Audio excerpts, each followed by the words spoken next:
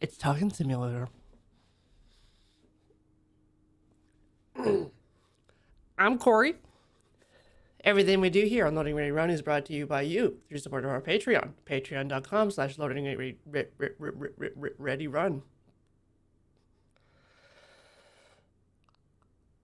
Also check out store.loadingreadyrun.com.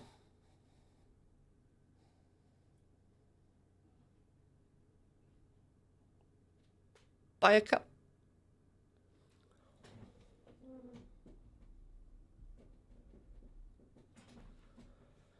So today, I'm going to be playing Legends of the Round Table. It's a point and click RPG set in Arthurian legend times. Table is round. There are knights. They do combat and stuff with cards. But a big feature of the game is the aesthetics. The backgrounds, the environments are all hand illuminated.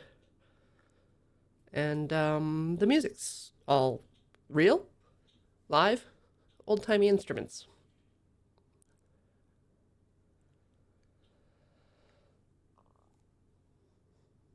No, I tried to belch one out for Cameron, who's not here, but I failed in my mission. So moving on to the video game. I set the background to magic, which isn't confusing at all. I myself have not been caught by it already.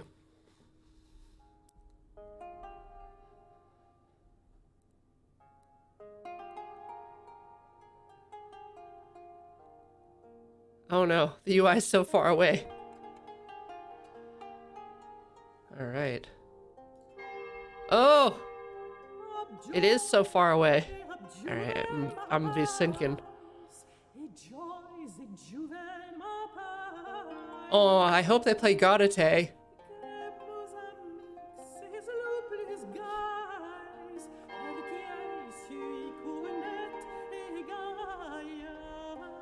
New game. So I can play as Troubadour. I love story puzzles. Knights like challenge, and champions truly want challenges. Come closer. Fear not. Who's talking? Oh my god, why was I up there? Come to my 1,000-year-old tomb. In truth, my world was not so different from yours. Deep in their hearts, humans resemble each other, and that will not change anytime soon. Dreams are sometimes more telling than historical facts. The greatest dream of my time was the ideal of chivalry. Whee! To be a knight is to offer the very best of yourself, day after day, inspired by 4 virtues: love, prowess, largesse, and loyalty.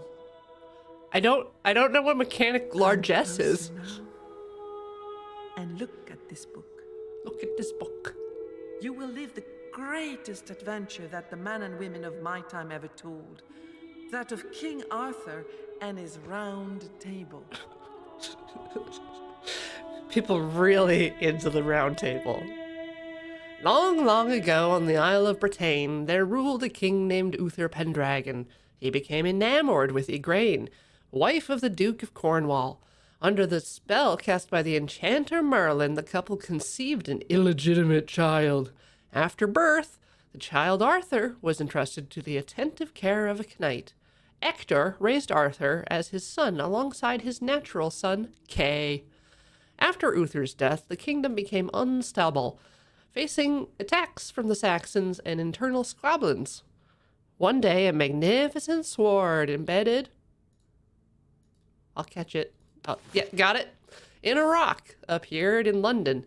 Reputed as a wise man, Merlin declared that whoever succeeded in withdrawing the sword from the stone became the High King of Britain. The news spread through the kingdom, and so Sir Kay who had just been knighted, decided to attend the tournament accompanied by his father Ector and his younger brother and squire Arthur.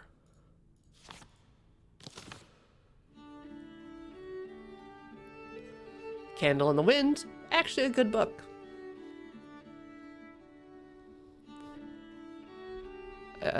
Okay, so this looks like a loading screen, but also... Okay, it is loading. Hold down the space bar if you want to not look at these cool knights.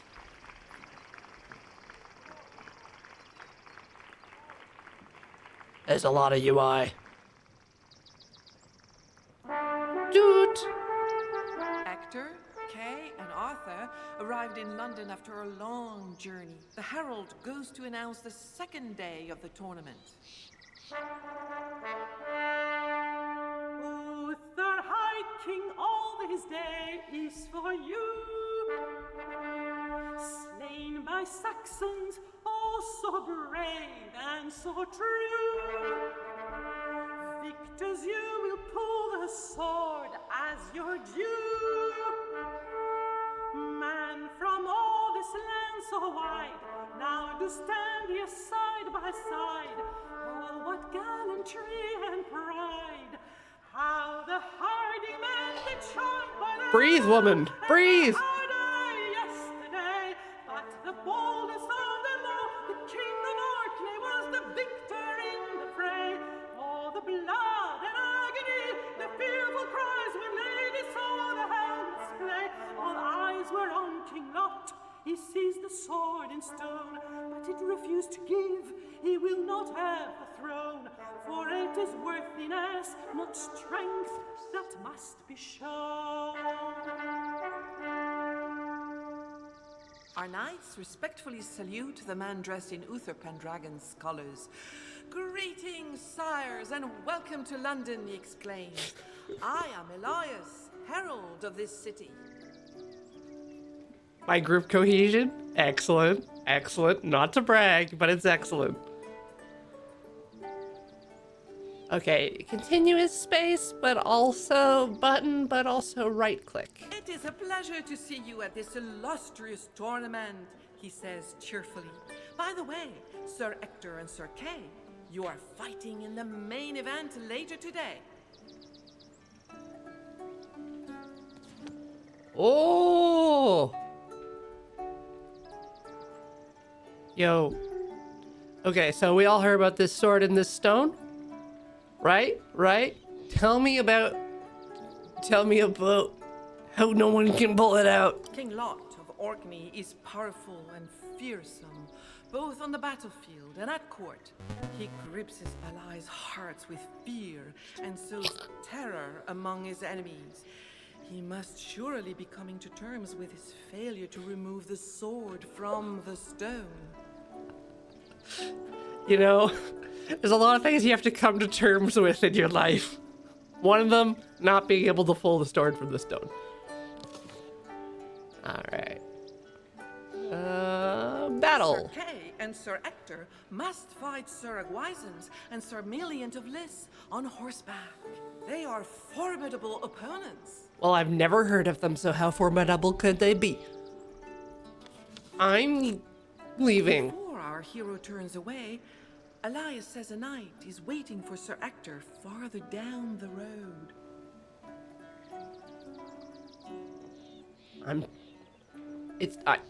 It's occurred to me that with the stylings of the game, I might see a man riding a snail. So let's, fingers crossed, people. Quest log! It's in a book. Look in the book. Participate in combat of the day. Ask Herald. Fight Agwisance and Meliant. On horse, not off horse.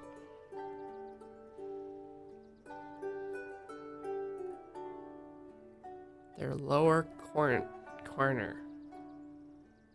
Clue. A clue. Click the button for a clue. A clue. Okay. Whoa. Alright. Lots of stuff in that book. Use a horse. Point and click on a horse.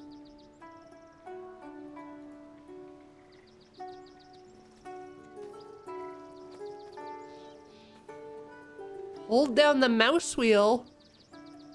Ah, and it's reversed. Oh. Oh. Oh. Click the desired direction. Click is release the night stops. Hold the right mouse button, click the desired.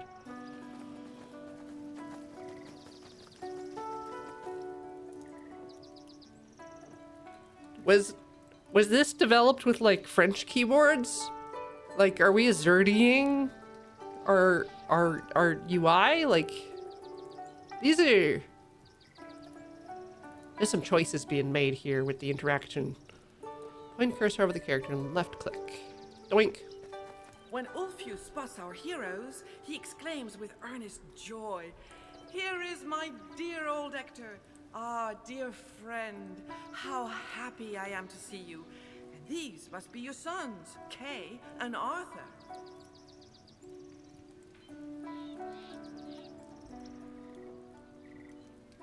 I do not mind the contrast with the 3D models in the backgrounds.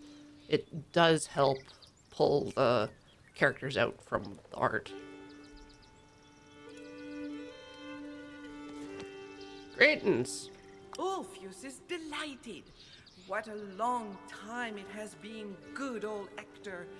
Let's have a friendly duel on foot, just you and me, to see which of us has the oldest bow. Gotta expose your old bones.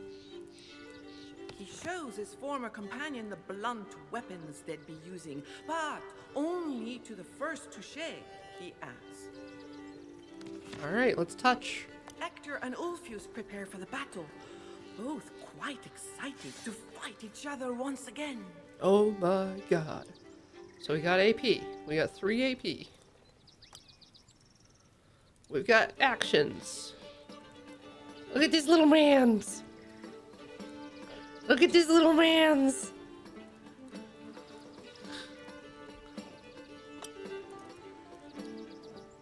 Move 1 hex on foot, costs 1 AP. 3 AP. 3 on foot, 1 on horse. So I probably don't want... Can I get on a horse right now? I am dismounted. I can surrender immediately.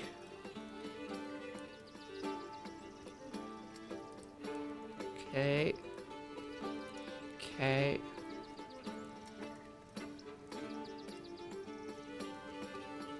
What about spells?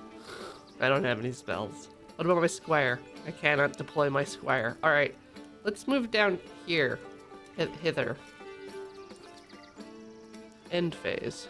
So now I'm facing this way. I wonder if facing matters. Okay, there's the end phase.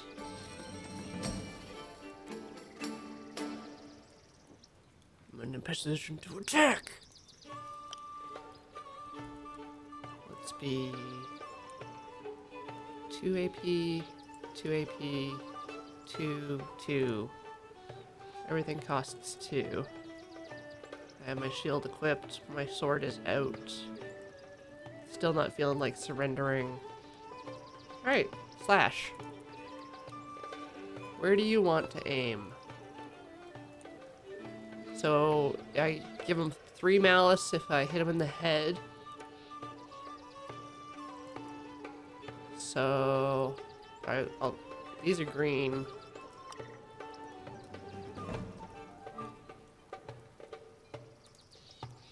So, malice is a detriment to your attack roll. Click on the white icon to play a quick video. Okay. Types of challenges. It's an attack challenge. Okay. Yeah. Since we don't know my opponent's total, I must simply guess. Opponents share a card deck. They haven't introduced the cards yet. Real-time calculations? Or I guess these are cards? Maybe? Maybe. Value of the traits present in the equation depends on those in your knight displayed below.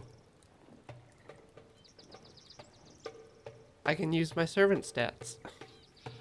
So we got three agility, 2 strengths, 2 sense, 2 vigor, 3 authority, 2 grace, 5 wisdom, 2 will, 6 horses, 3 courtesy, 5 melee. Some melee is additive with agility, which is used for... Come on. Try to mouse over here. Okay. Select the card of your choice. Oh, these are the cards. Do I only get to use... Alright, I'm adding 10. I failed? That number was huge!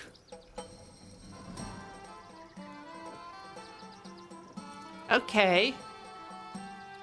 So agility plus melee.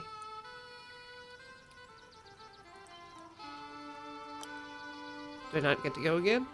Oh, I'm out of AP. I've got 1 AP. Don't think I can do anything for 1.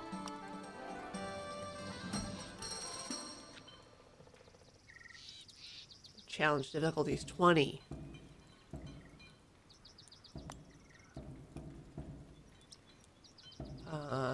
So I need 9? I guess I have to use my loyalty. Yes? Okay.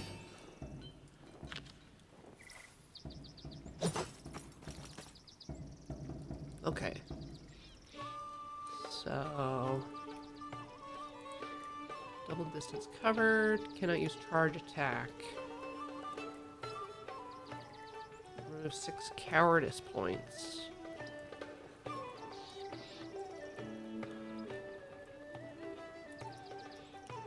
Light armor and gambesons. Is this light armor and gambesons?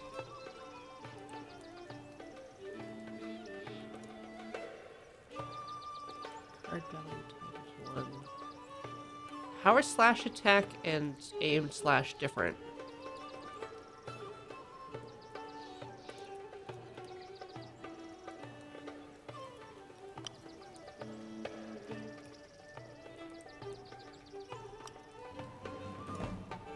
Okay, so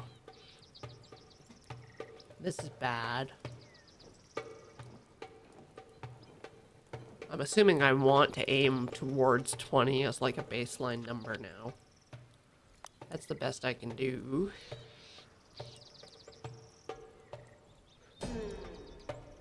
What if I simply didn't? I'm gonna have to defend myself with my large S. My large S. Difficulty 17. Oh, I don't have to use my large S. I can use love. It's the power of love.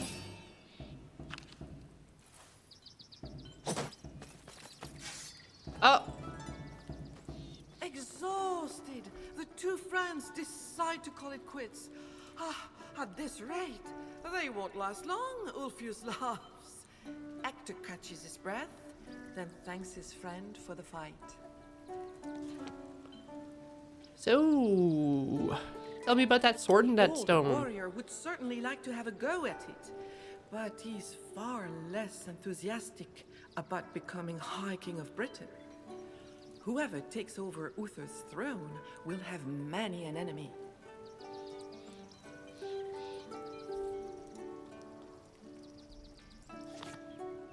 What about tournament? Indeed, it is a great tournament, bustling with activity. Knights from all over the kingdom have come here to face off and take their chances at winning. How's it going? The old knight is in good condition. But in any case, he will never stop fighting. It is out of the question. He dreams of a glorious death on the battlefield.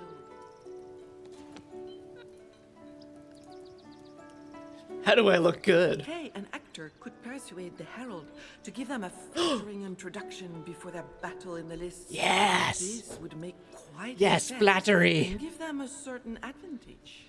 Advantage. On the other hand, adds old Ulfius with a laugh, it would be wise to have a few pennies in your pocket to be more persuasive. Persuasive. Alright.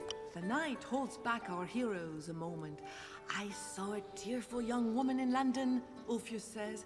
If you help her, she'll be delighted to choose one of you as her champion. There's nothing like the prospect of winning a lady's favor to strengthen one's courage. She'll give me a scarf? When he hears this, Kay sneers. He does not need a lady to be brave. Ulfius starts laughing. Hector rolls his eyes and then thanks his friend. Use a horse. Hello, horsey. Get up on it. Select the leader. Mr. K. Alright. Off to the races! Dee-dee-dee-dee-dee-dee. Dee-dee-dee-dee-dee-dee. Bam, bam, bam, bam, bam, bam, bam. Can I look at thing? No. Oh, chess. Who's these tickets?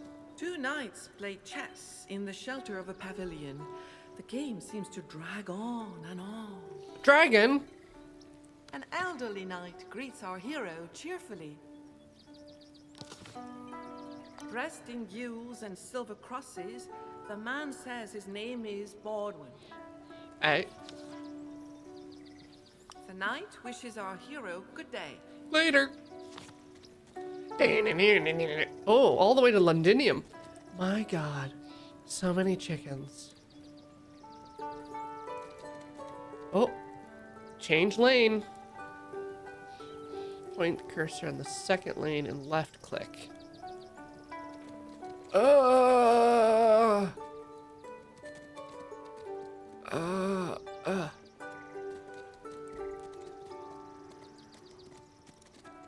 Who dat?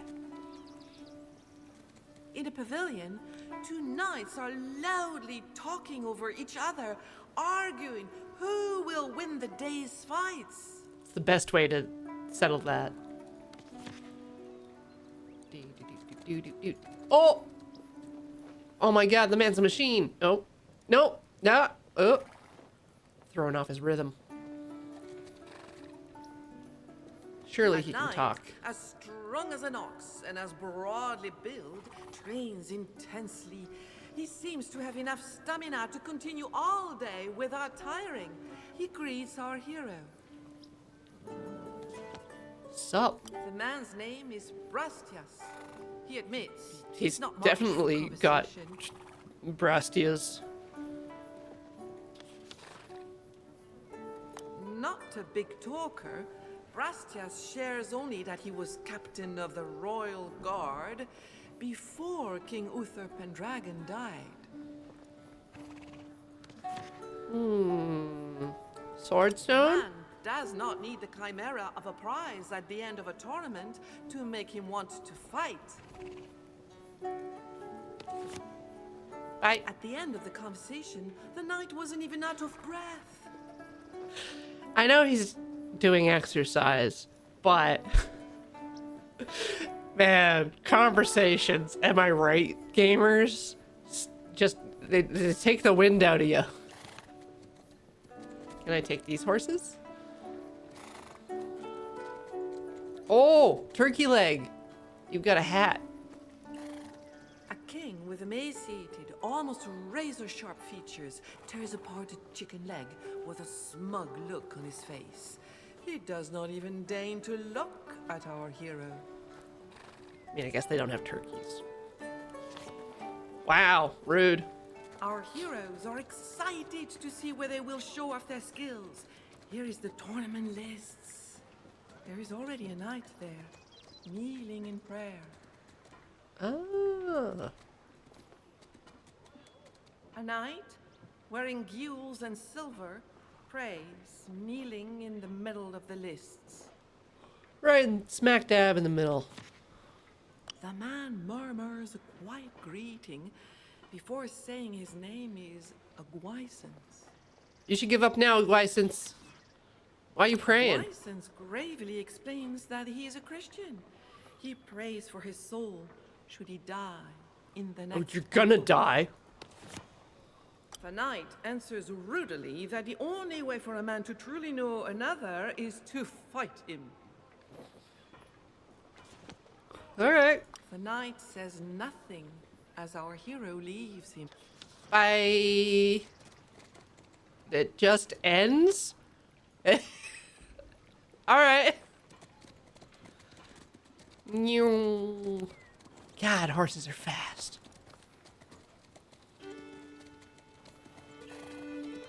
Change lanes.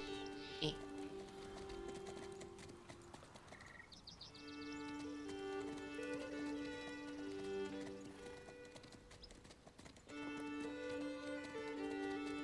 Oh man, someone's been out graffitoing.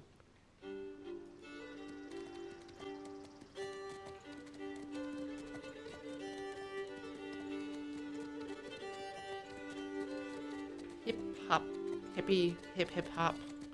You don't stop clapping. Amazed, our knights pass the majestic gate to London, the largest town in all of Britain.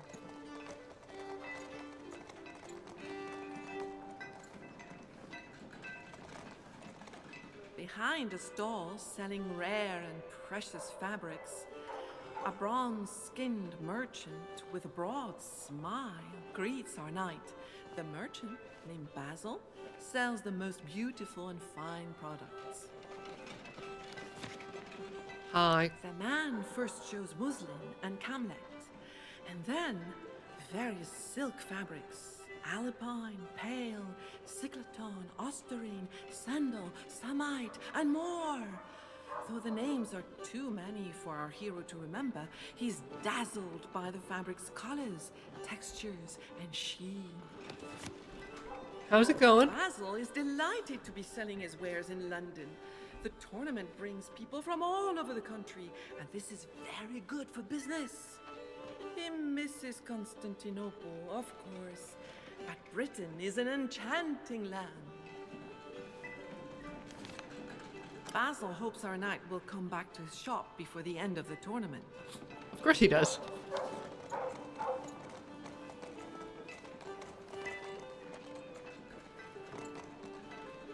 Oh, no. Bird? Can I talk to the bird? Can I pet the bird? Can I eat the bird? Are they making out? Let's watch.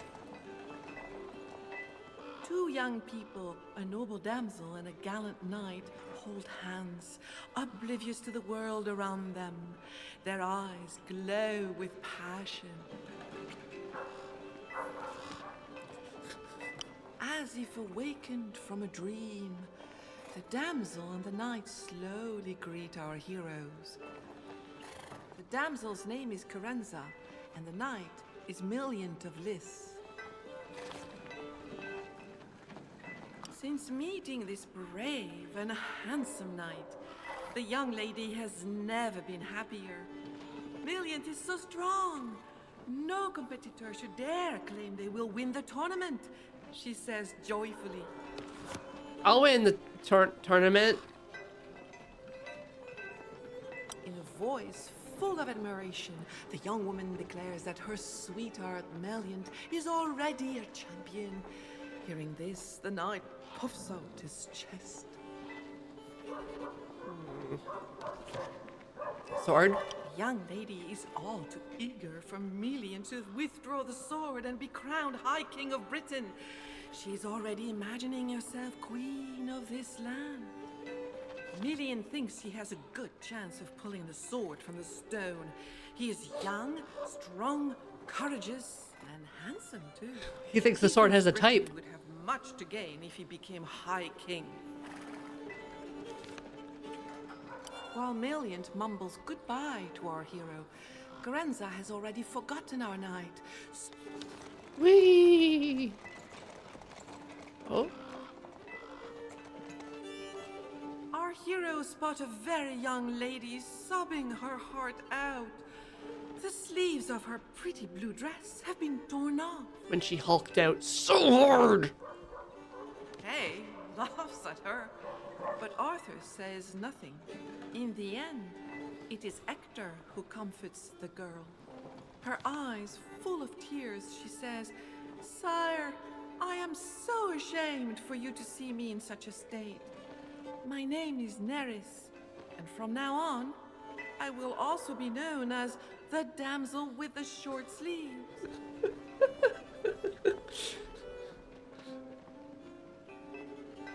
They'll write songs about her.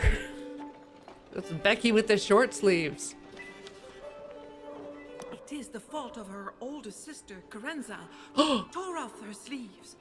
She could not stand it when I made the teeniest criticism of her bow, the so-called proud and magnificent Meliant of Lys, says the damsel, grimacing. Damn.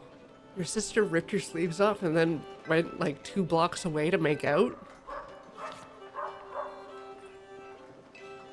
I'll fix her wagon. She'll gladly accept Hector as her champion if he can find her precious sleeves. Oh no, I've lost my sleeves. Please, Sir Knight, fetch them. I promise, fair maiden. The young lady smiles. If Sir Hector could, she would be truly delighted, and her heart would be soothed. The damsel invites our hero to come and talk with her whenever he likes.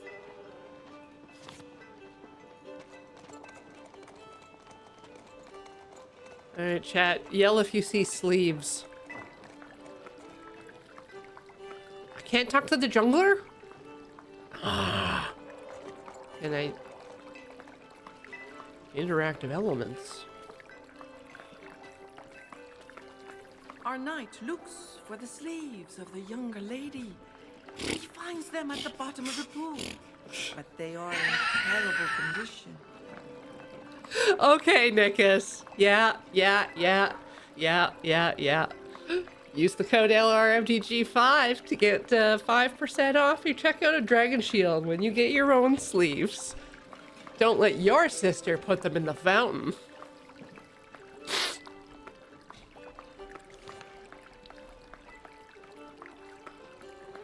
This particular stream is not sponsored, but you know.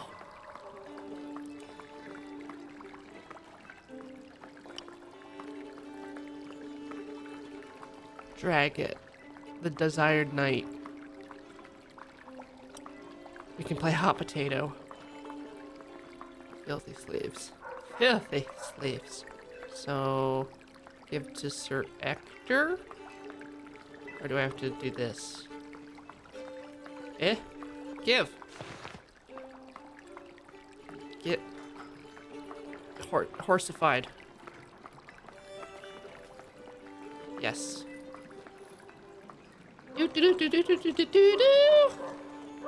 Hey, I moved 5 feet and I found them. Neris, still sorrowful, welcomes our hero once again, but with a faint look of hope. Give sleeve. At first, the damsel rejoices at the sight of her sleeves, but upon closer inspection, realizes they are far too dirty to add to her attire. Oh, no. Green sleeves? No, I said clean sleeves. The damsel invites our hero to come and... So now I have to clean the sleeves.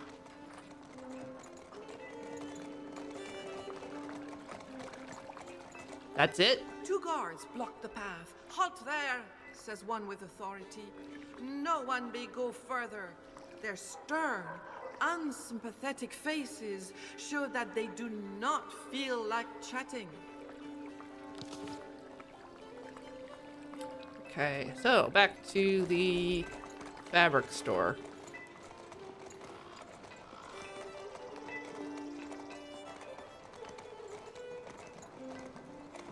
Hey. The Byzantine merchant is delighted to see our Can you fix my problem? merchant examines the 2 pieces of fabric with a vexed look. 60? Sire, he says, what happened to such beautiful sleeves? But fine, I will take care of them. It will cost you nothing, only 60 pennies. That's half my pennies.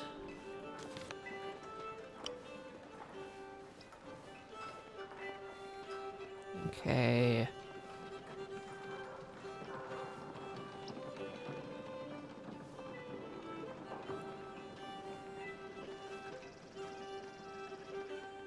My prowess is better than my other stats. -2.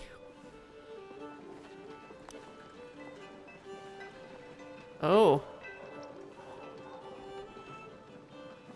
Why would I? Oh, no, maybe I should have used largesse if it's... Uh-oh. Uh-oh.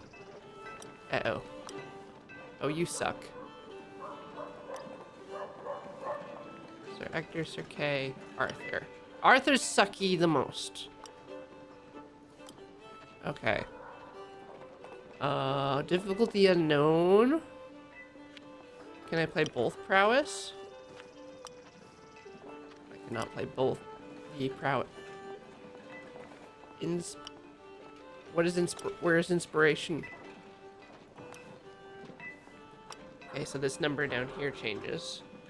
It actually lowers my total score when I toggle that. So my prowess is 4 right now, but I can bottom it out to. I'm gonna aim for around 10. Just really round. Hands on hips, the merchant hears our hero out. Then, with an exasperated wave of his hand, he declares his price is firm. Okay. Yeah. The merchant works fast and well. He repairs the loose seams and swiftly cleans the sleeves before drying them over the fire. They are now in incredible condition and look like new. Bye. Ansel hopes our knight will come back to his shop Whee! What's this button do? Fast fly. I can fly on this horse.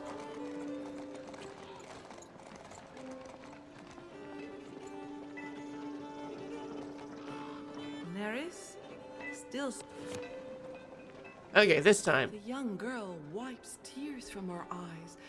What joy the sight of these immaculate sleeves brings her. To spite her sister and to show her gratitude to Hector, Neris happily agrees to let Hector be her champion. Hector laughs kindly. She's far too young to be his beloved. Yet he is a courteous man, so he willingly agrees to defend the damsel's honor. And so she entrusts him with one of her precious sleeves. Wait, so it's not even like arm coverings, it's the dangly bits at her wrist?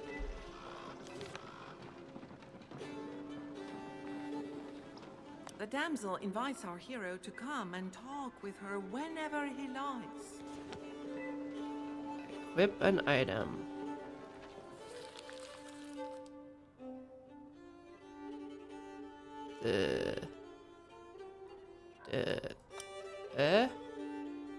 Put it there. One will.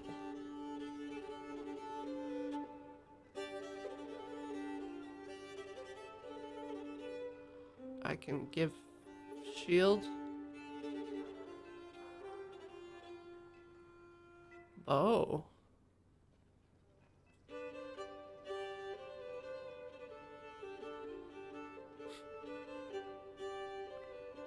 Wow, I can really layer up.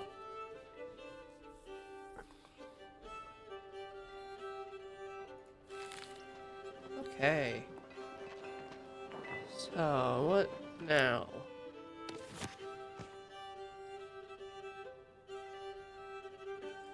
That.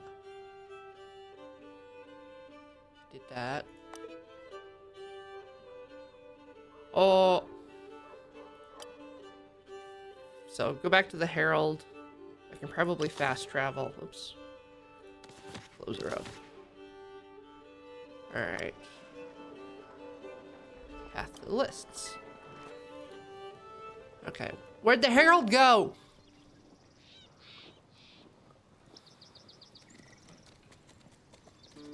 This better only cost me 5 pennies. I swear.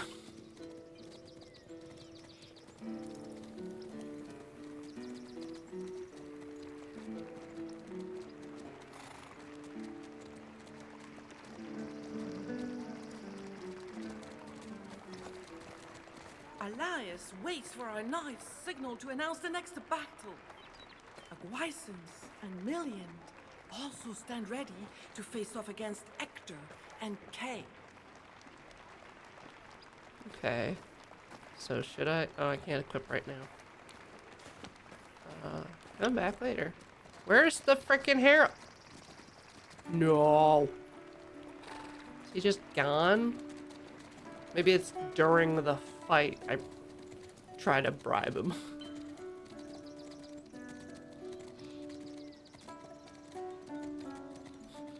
Alright. Later. Nothing can be done over there. Kay and Ector have come to take part in the tournament being held inside of the city walls. What's in Henge?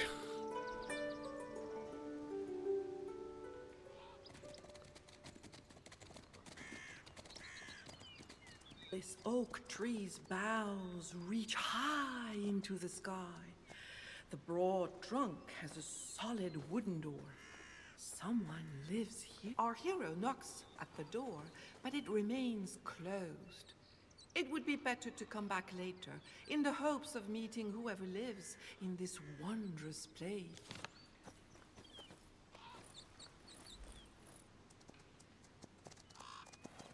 Alright, so what I wanted to do was equip. Can only be used while mounted. I am mounted. Alright, maybe we don't care. We're still in tutorial land. We'll just go to the next thing.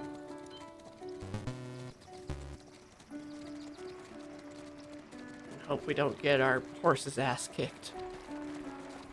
Elias waits for our... Emphatically and poetically, the herald proclaims how Aguisance has accomplished such fine feats thanks to his ardor and daring. He also More like introduces farter. William de Bliss, whose strength is well proven. Then it is Ector and Kay's turn.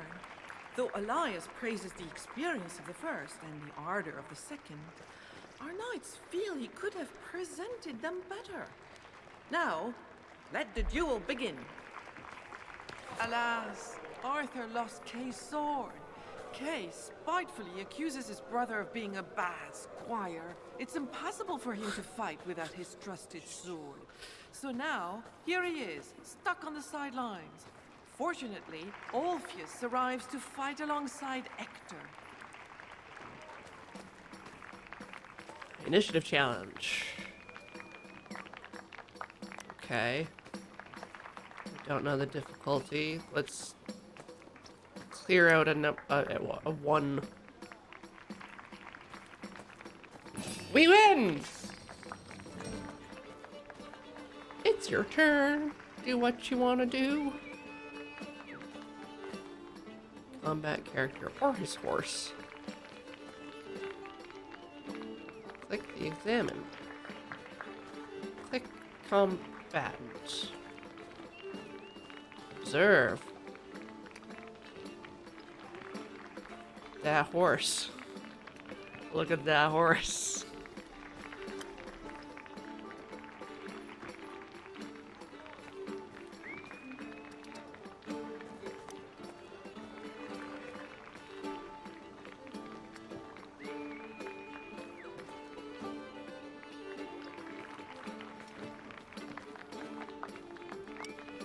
Okay, so we move this and then use eyeball on man.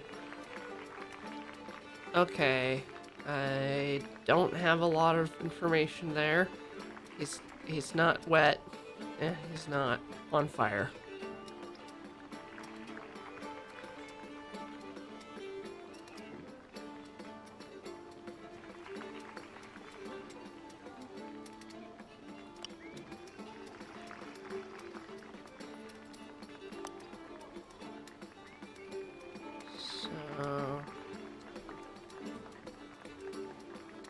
If I move 3, I can charge.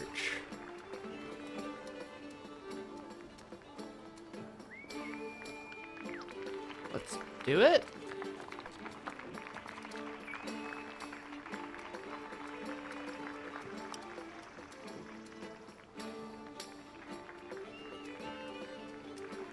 I cannot do it.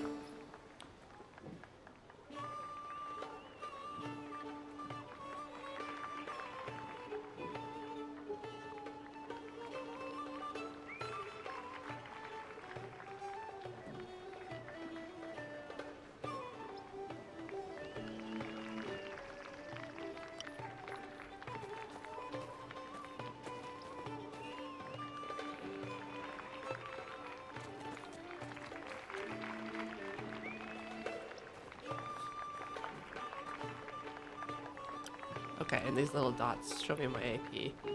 Probably means 3 is the max and they don't get more.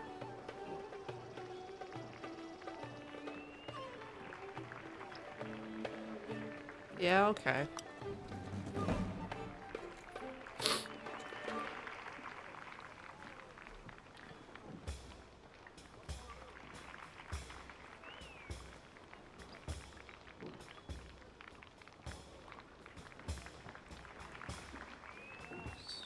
So he's charging from over there? Okay. I think now is the time to use one of my biggins.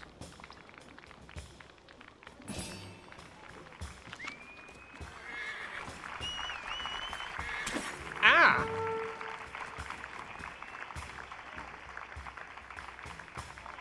Enemy asks for mercy. Pass the challenge. If you accept your level of opulence will increase, otherwise you'll lose honor. A knight's standard of living is determined by the number of opulence points they possess. There are 4 levels: poor, modest, wealthy, and extravagant. A knight's lifestyle directly affects the number of squires and servants at their disposal, as well as the quality of their mount and equipment. Opulence points are gained primarily by marrying into wealth, or by ransoming other knights. On the other hand, you'll lose opulence points if your knight is ransomed by someone else. But life is unpredictable. Your opulence can rise or fall depending on what happens during your adventures.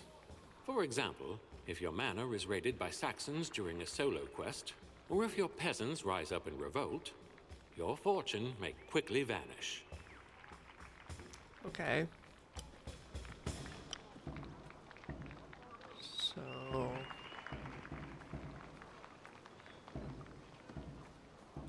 mercy challenge.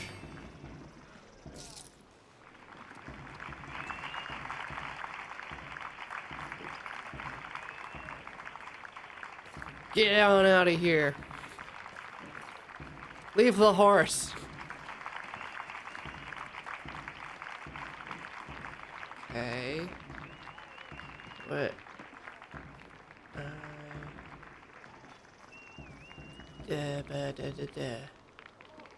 Difficulty 15. Well, well, well. Who's got... So if I make it bigger, then I don't know. I can't get outside the margin of breaking shield. Okay. Shield didn't break. Now it no longer has Lance to fight.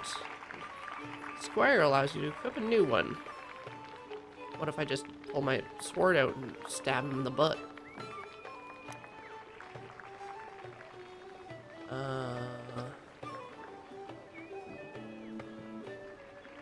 Lance!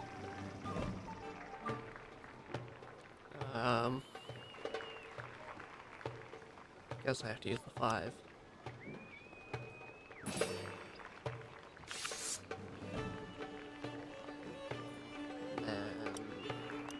Ulfius could get a shield, or Kithrusty. Yes, yes. Biggie, big number. Ah! Welcome, Raiders. Oh no! My cohesion!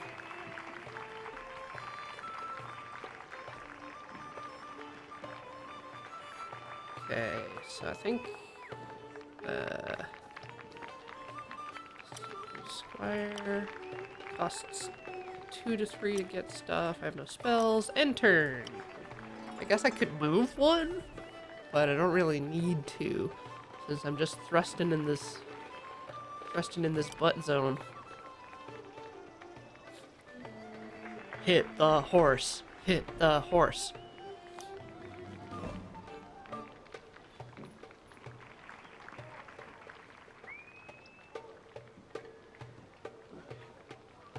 Oh, Grail cards. Okay. So we're at 17, which is great. If I just throw the 9 here, I think... Like... That's huge. 26? He can't possibly... in his condition, recover enough to not get stabbed in the arm.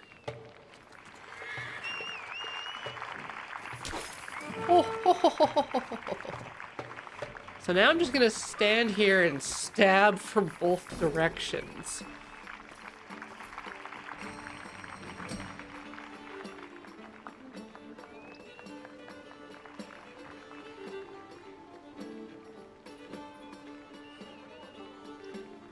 Wound under 2. Under -2. Okay. But what if I kill him? What if I just kill the man?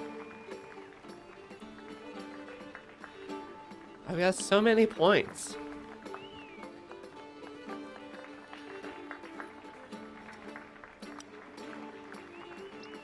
What if I stab him in the head?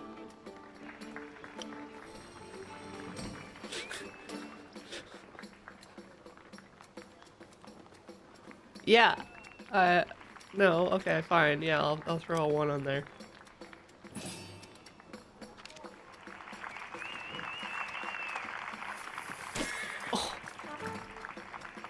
Oh, he's at -8. Oh. -3 honor. It's okay, he's not my guy.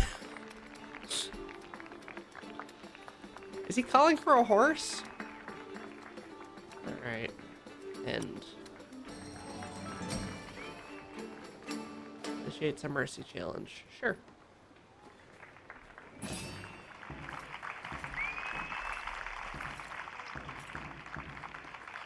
He is thinking about his horse, though. Look how many horses I have. Graceful and precise, our knights fought with fabulous power and speed. How beautiful to see such a duel.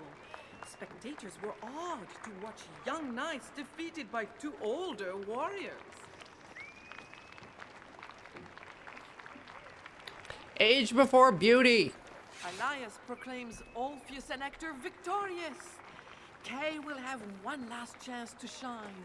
The next tournament will pit Kay and Bodwin against Orion and Brastias. But for now, those who have just fought should go and rest. Okay. Kay, red with rage, orders his brother to find him a sword, and fast. Feeling ashamed, Arthur only has himself to rely on. Come on, Wart. We're looking for a free sword just lying on the ground somewhere.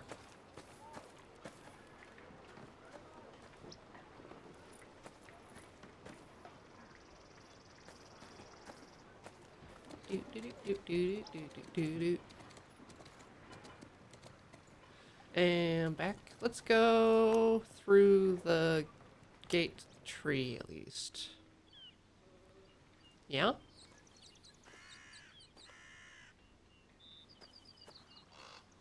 Arthur knocks, and the door opens. He climbs a long staircase, spiraling up into the darkness of the trunk.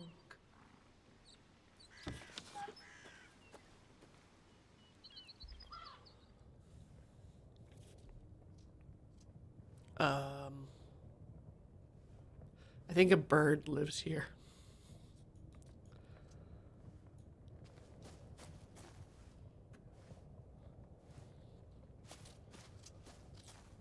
The inside of the oak tree looks more like a nest than the home. There are natural elements all around. Stones, painted or engraved driftwood, mistletoe over the hearth, and above all, a prodigious quantity of feathers. Yeah, I would accept prodigious. An old, sickly-looking man with a humped back greets our hero in a weak voice. He's peeling lopsided, yellowish tubers. Welcome to my Esprimoire, young squire, says the old man in a hoarse but warm voice. My name is Linnerm. The band is called Linnerm Skinnerm. What's an Esplumoir? Is that where plumage is stored?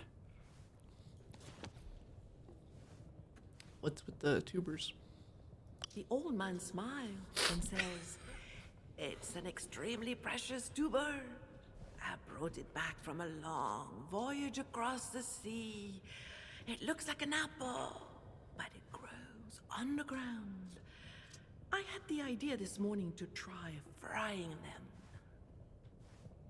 So you went out and bought potatoes in 500 AD, and you have invented fries.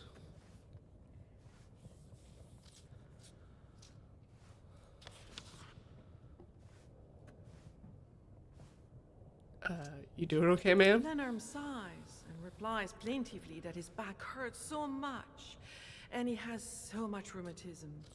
Oh, indeed, every day is an ordeal. He does not think he will be around much longer.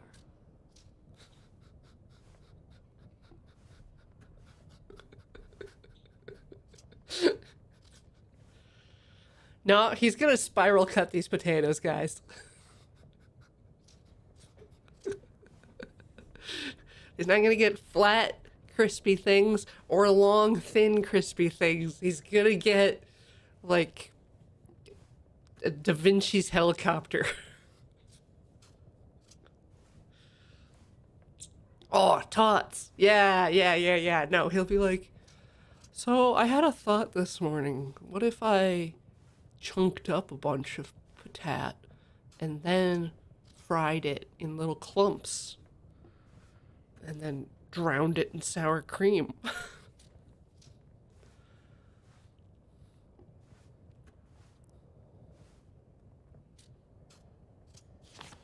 All right. Hey, you wouldn't happen to know where there's a sword just laying around? Linnerm will For free? help Arthur, provided the young man can find him some mandrake root. The old man needs the plant's juice to treat his aching back. Mandrake for your back. He also Sure. warns our hero. The mandrake will howl and curse the person who pulls it out of the ground. It is said that, rather than doing it yourself, you can make an animal pull it out. Where's This that? plant has human-shaped roots and is male or female. It is born from the seed of the hand. It is used as an aphrodisiac, an antivenom, and a painkiller. In that order.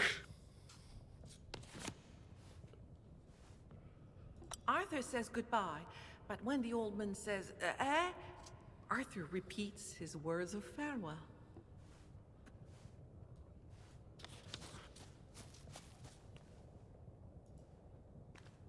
Oh. Man, I could go for some horse.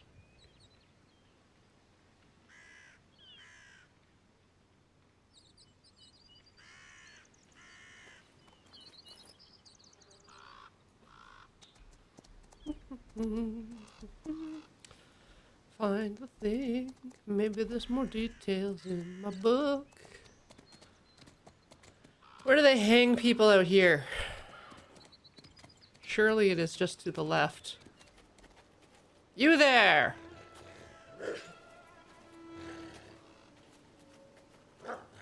The dog pays no attention to our hero, so busy is he scratching and clawing at the ground. He must be looking for a long-forgotten bone from a hanged man. I think this mandrake's a girl. A dead yew tree, stripped of its needles, looms ominously. It is the hanging tree of London. A mangy, stray dog. This rope will be perfect for uprooting the mandrake, once tied to both the plant and the dog. What's going on here? You all just living together in the crevasse? All snuggled up in a pile?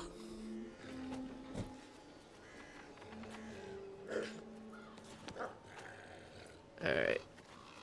Use rope on that. Using the rope, Arthur approaches the dog, who starts to growl. Uh-huh. Tamming. Oh!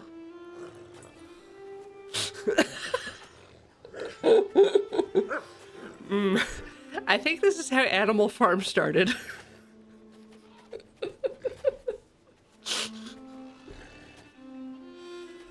How about I use one of the grails? Like, we're gambling, eh?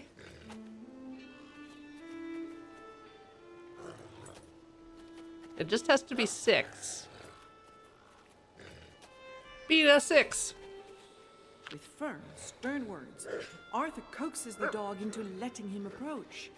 Our hero slips the rope around its neck and ties the other end to the mandrake. All done conveniently off camera. He whistles, and the dog runs off at full speed, pulling out the magic plant, which screams a terrible curse at the dog that runs away as if the devil himself were on its heels. Arthur retrieves the mandrake that has finally stopped squealing.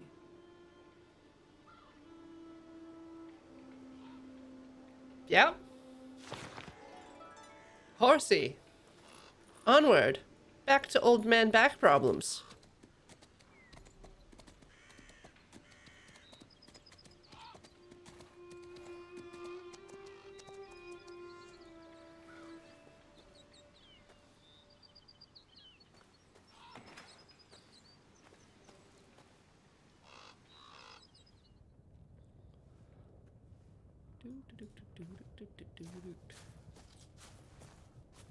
Wham. Lenormand nods to Arthur as the Esprimoire door closes. That sentence sounded like some lorem ipsum.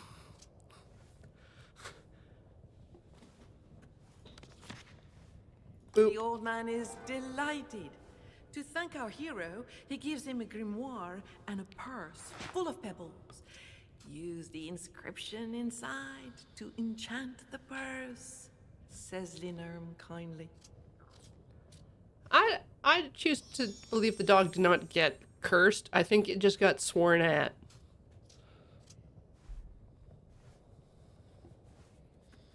With a wink, he adds that there is indeed a sword along the way, beyond the 2 guards posted in front of the stone enclosure inside London. So... Wait, spells. Okay. So the Purse of Pebbles. I'm gonna bribe the guard. Click the Grimmer. Create a spell. General and quest spells. Okay. Create a spell. Okay. Use 2 cards. Solving the riddle of the formula. Each card of your deck refers to a chivalrous virtue. Grail cards can replace any card. 2 different seasons. So just doink and doink.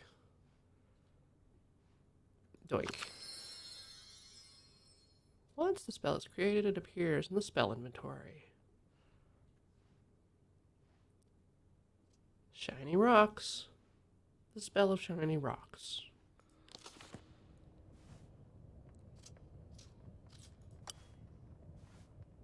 Click on it.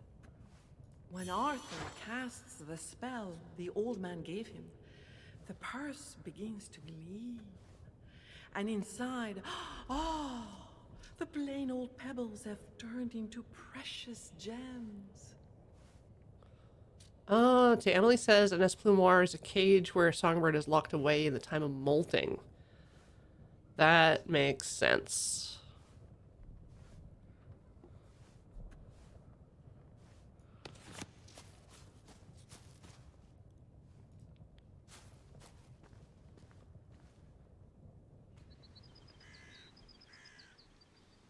Doink. We fly to London. Man, air travel's so cheap these days.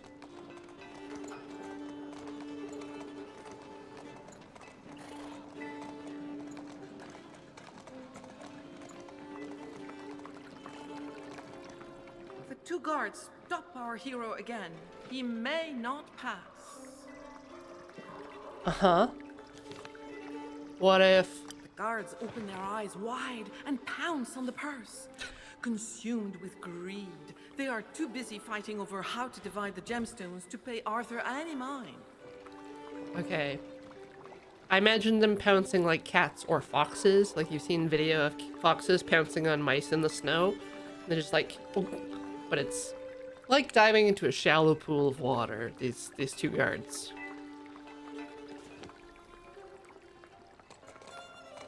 Alright. Flowers, flowers, flowers. Among the silence and the cold, a sword rises up from the stone. Is that not the prize for the tournament? No. Have you not been listening?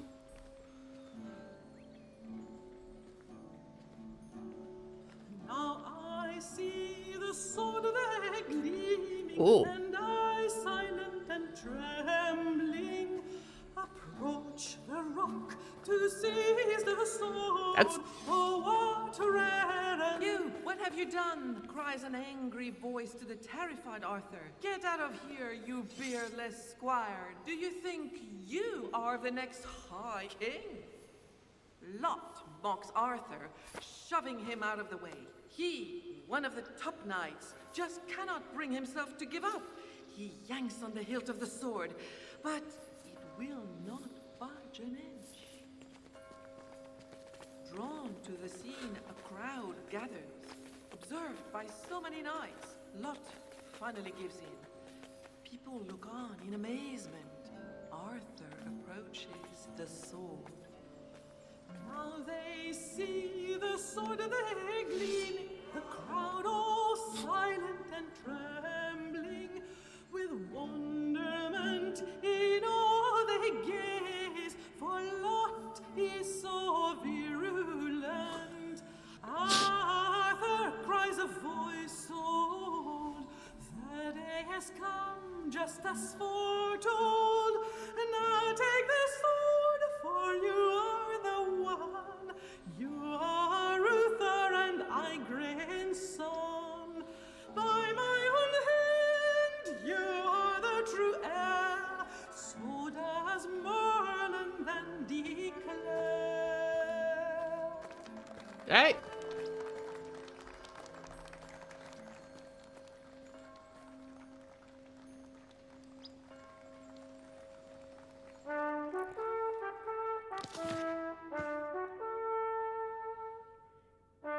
The coronation took place in the Cathedral of London the following day. After being proclaimed High King of Britain, Arthur did not forget his brother and appointed him seneschal. A great feast was held, so the High King came to tour his kingdom, visiting the city and meeting his subjects. For days on end, barons and ladies, buoyed by jubilation, and hope, came to pay their respects to the High King. But some of the nobles who were sent gifts from Arthur insulted both the messenger and the High King himself. After the incident, the rebellious barons and kings, led by King Lot of Orkney, challenged Arthur's authority, defying him openly. The High King had to come to the aid of Leodegrance, King of Carmelides, whose castle was under siege by King Rance. After the battle had been won, the High King was resting in Leodegrance's castle when he met his host's daughter, the beautiful Guinevere. He fell in love with her at first sight and asked her for her hand in marriage. The young woman agreed, and Leodegrance gave him his blessing. Sensing new trouble would soon break out, the High King hastened to Caerleon Castle, where he set up court. Boo! I acquired Silk Sleeve. It's silky and sleevey. I guess I can give this to Arthur. Free sleeves. Oh, 3 years later. All right. Gonna run an ad, take a quick break, and don't go anywhere unless you need to.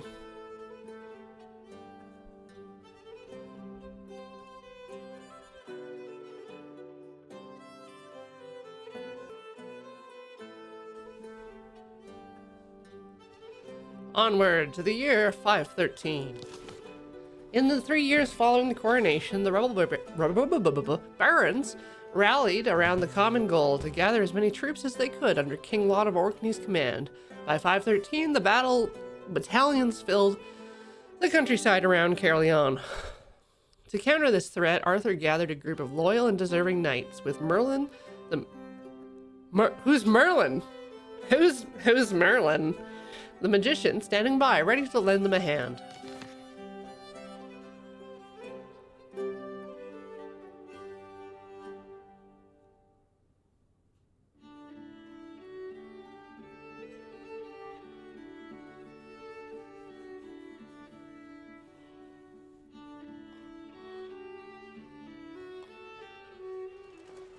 Oh, that's a lot of people.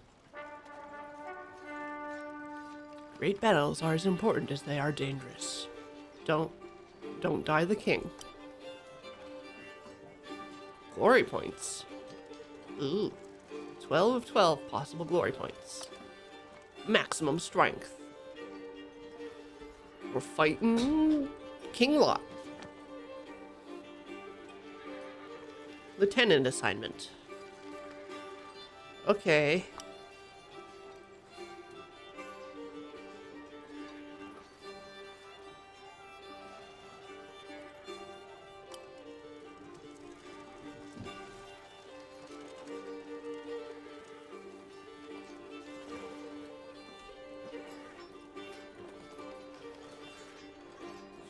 I misread that. It says it's usually best to put your greatest knight in the front row while also having at least one good knight in every subsequent row. I read that as having your least good knights in the subsequent rows.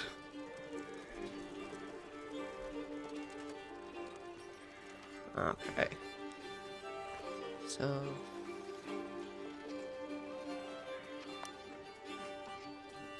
Sir Ector, Sir Brastius, Sir Lardegrints, that's Arthur, that's Ulfius,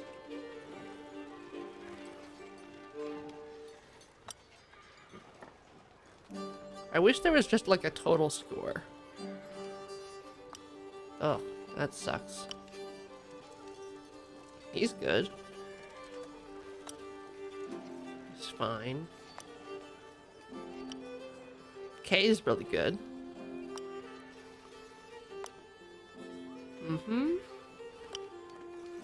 Arthur's the best. Okay.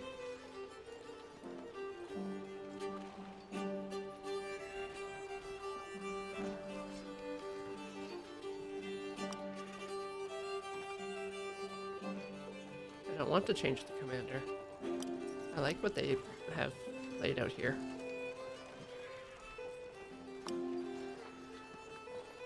Yes. Good. Confirm. Confirm? Confirm. Okay, I have to...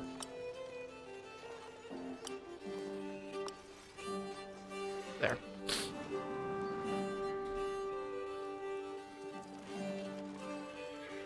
Fighters on both sides are eager to jump into the fray. Then the alarm sounds in the east, rising from the fog. Siege weapons, led by King Barent Leapre, have been spotted.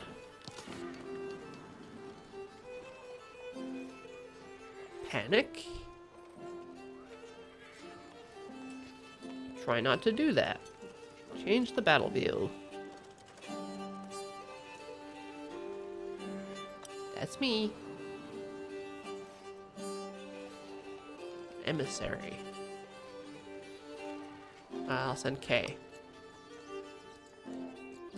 Go through the forest to King Lot's troops. Okay.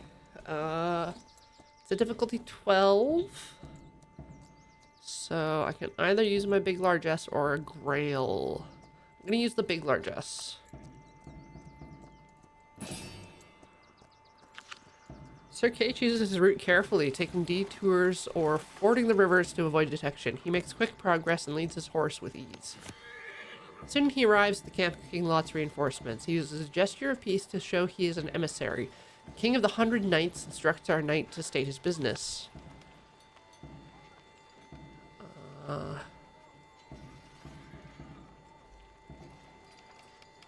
Persuasion. I'm gonna use... I'm gonna say largesse, but I'm gonna...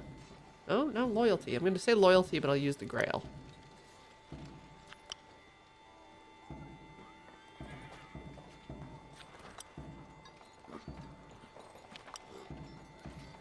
$34! What is love?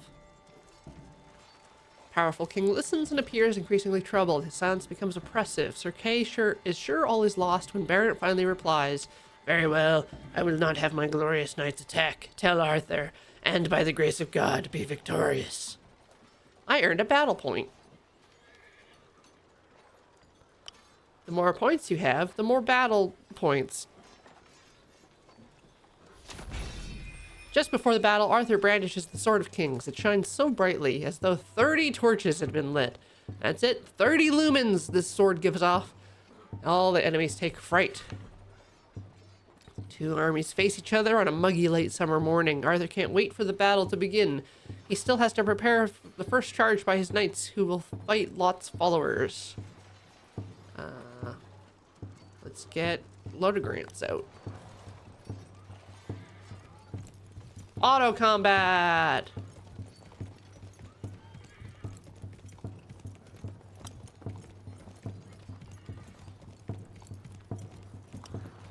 Yes, I'll do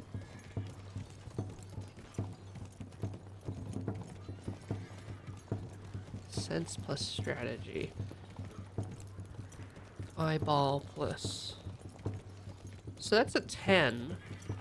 Which isn't bad. I'll auto combat. Let's see what it does. Lieutenant Sir Lordigrance and their 83 Knights of the Vanguard are fighting Sir Brandigoris and his 83 Knights of the Vanguard. Let's throw some love. Hell yeah. The troops of Sir Lordigrance have achieved a narrow victory. You gain 1 battle points. Don't pay attention to how many knights you have now. Woof.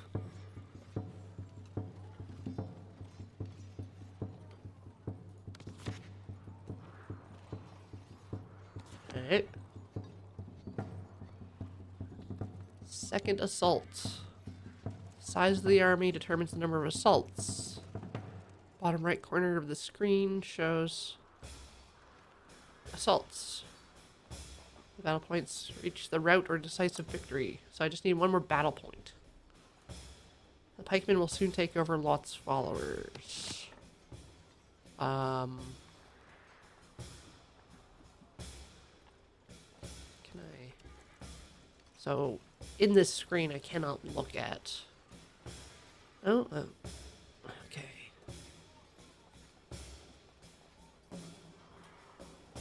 I think this one's the best, Sir Bedivere. And I'll manually do it.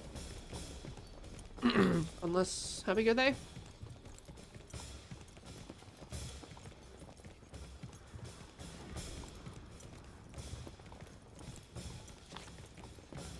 Oh, I'm gonna do it. Yeah. Big black rain-soaked clouds speed across the sky. Will our lieutenant be able to turn the situation around to his advantage without exposing his troops? I'll grail it.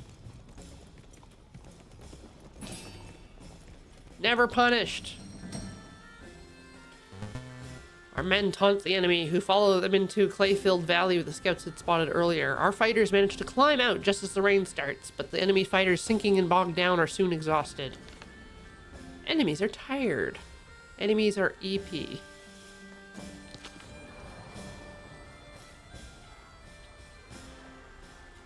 These troops are not subject to the Code of Honor, and therefore break the rules to gain an advantage in combat. Attack the same target with several people.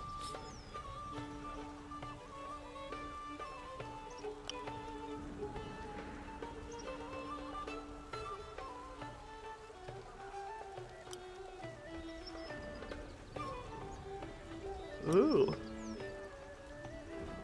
Okay. So there's like 3 dudes over here. They are fatigued.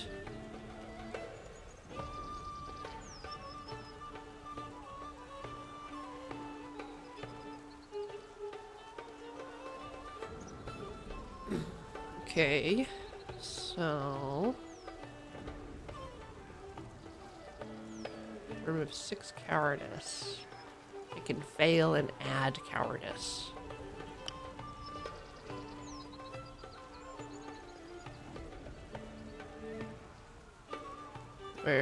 Where is cowardice stored?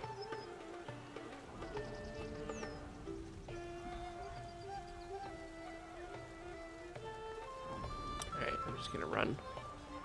Run, run, run, run, run, run, run, run, run. Show some hustle.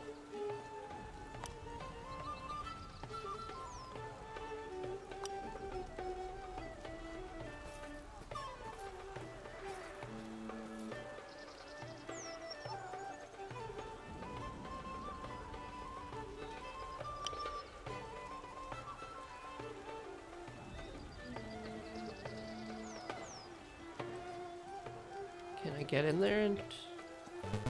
will it let me charge? Hell yeah. Charge the little one!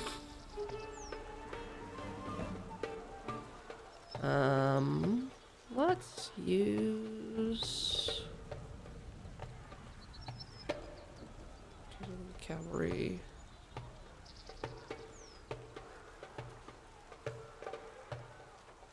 Love. Let's just go big.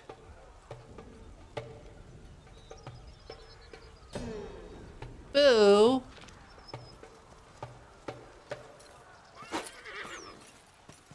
It's now I'm behind you. Alright.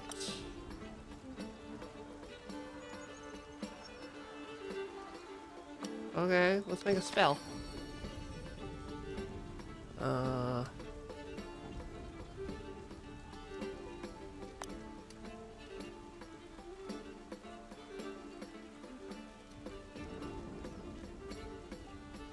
Four different season cards?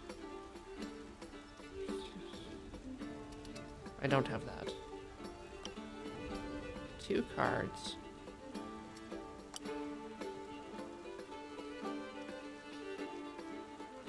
Value 11 for many seasons. I guess I could throw my largesse in there.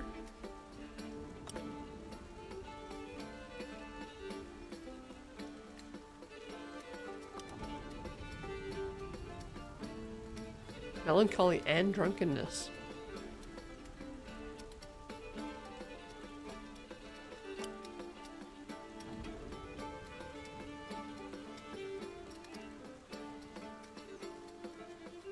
Alright, I can try this, right? No? It won't let me? Can't largesse and loyalty? Alright. It's irrelevant right now. I don't think any of the spells are that useful.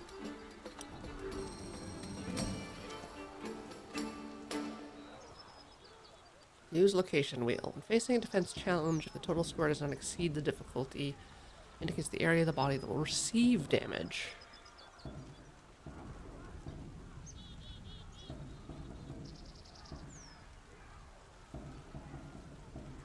Okay.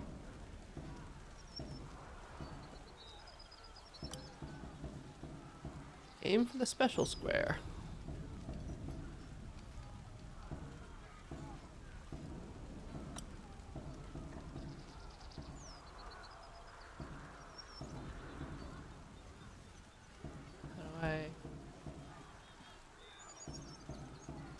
Well, I don't know how to do that.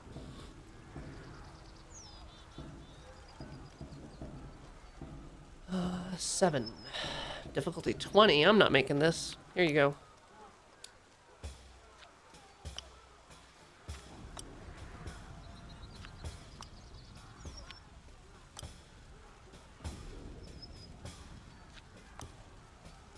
That's different.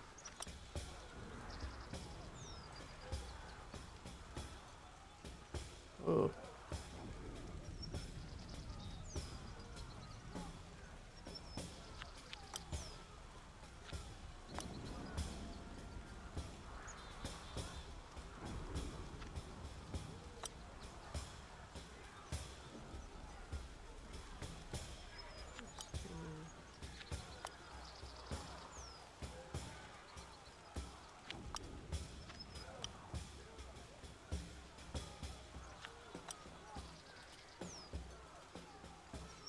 Let's say aim, but I cannot really aim good.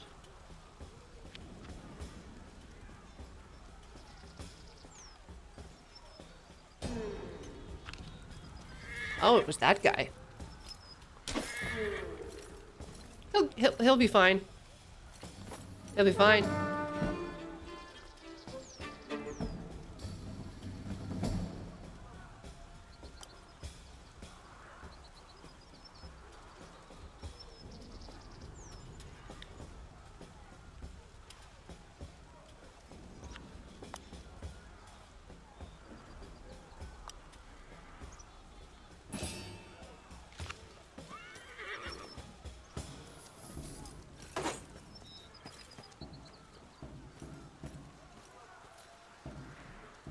So maybe getting my knight surrounded by pikes was not a good idea.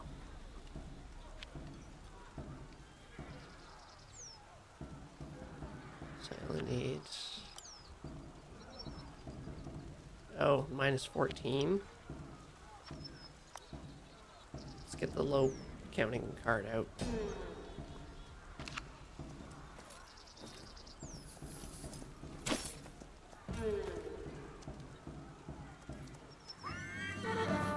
Ow.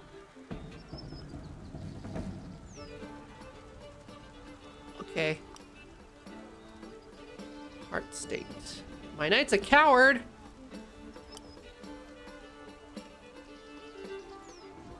Ah, there's the cowardice gauge.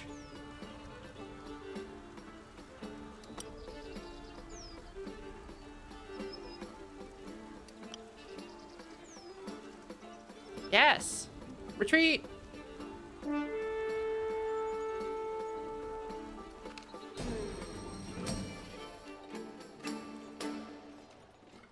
The well-trained assailants caused numerous injuries to the treacherous spikes. With our fighters weakened and struggling, may have many deaths to mourn. In the melee, men and horses, friendly and enemy combatants, archers, pikemen, and horsemen of all banners all became indistinguishable.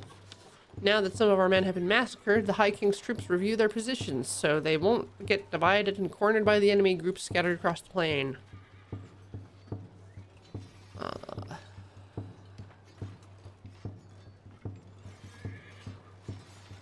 50 center archers.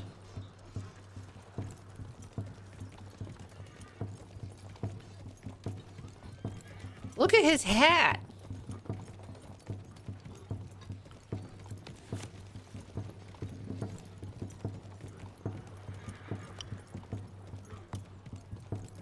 Sir Urien decides to move his archers into position to drive back the enemy pikemen.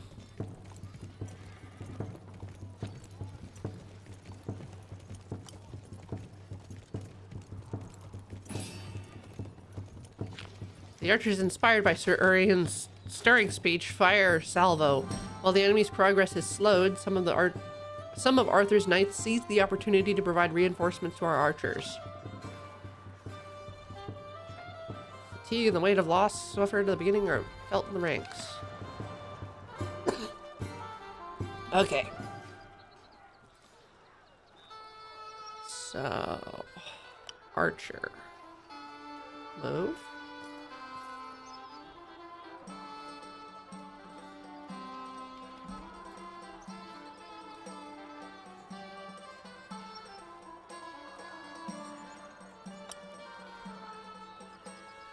Move.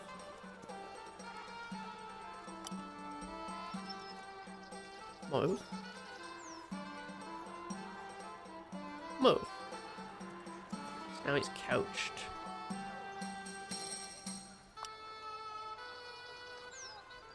Indirect bow shot. That one?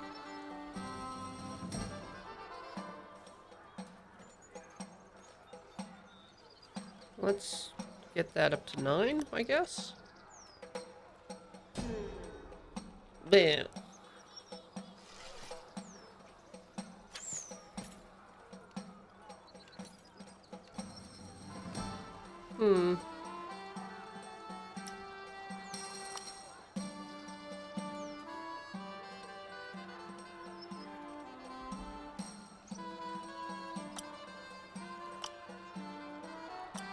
Spells.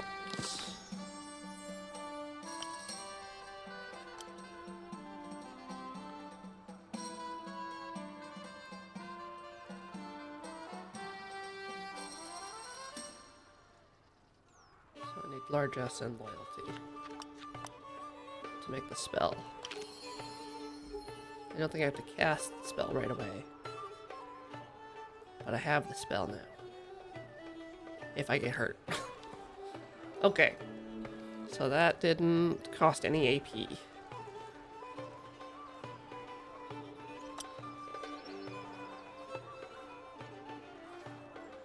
I can get off my horse.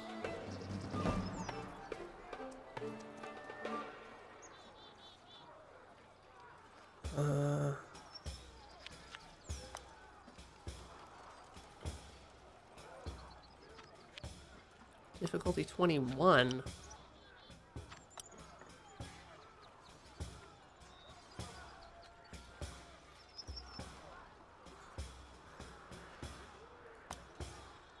So I can get my horse hit.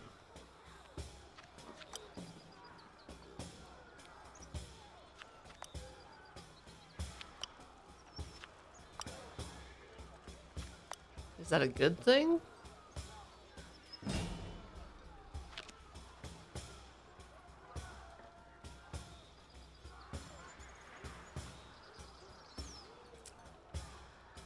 5.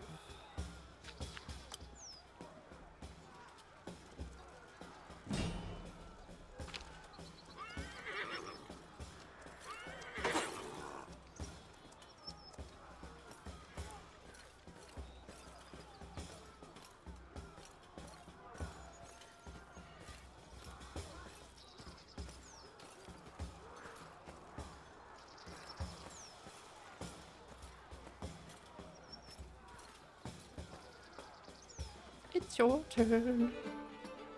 Okay. Let's get my other guy with his couched. What's its charge?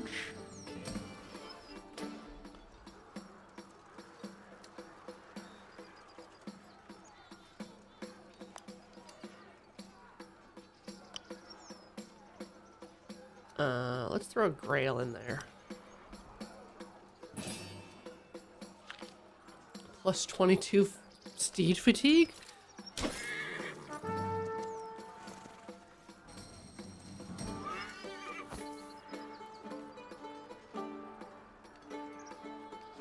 Okay. So now I want Archer. Let's try to lob a shot again. This guy, way in the back.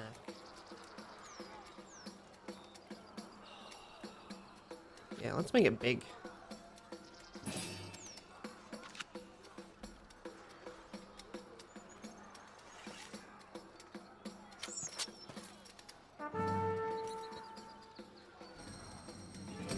Okay, and then the other archer. Let's just try for a headshot.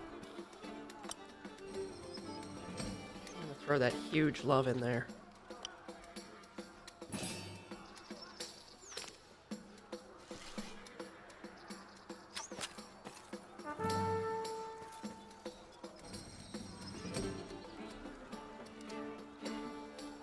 Okay.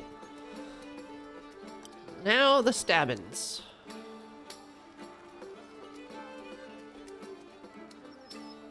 Can you not? Okay, good. I can thrust. Total's already 21. I guess I can get rid of one of my low cards.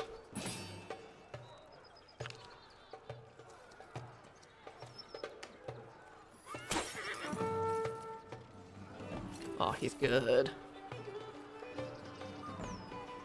We're good. That's it for AP. Do not just walk to my archers. Knight versus difficulty 10. Okay. So we're gonna have to use the 8.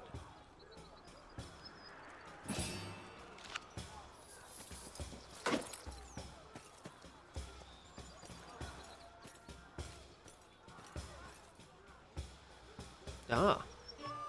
Okay. Let's get the back archer to just shoot this guy. Maybe an aimed shot. Right?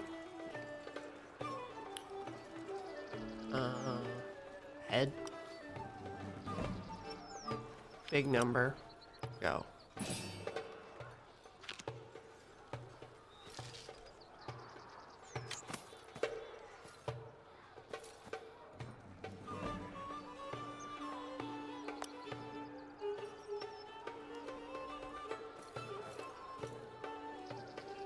No? Okay. Let's get Pike B.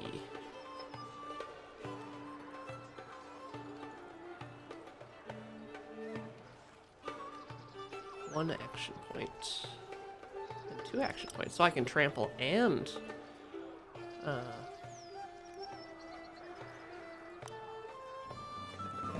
think you should do it.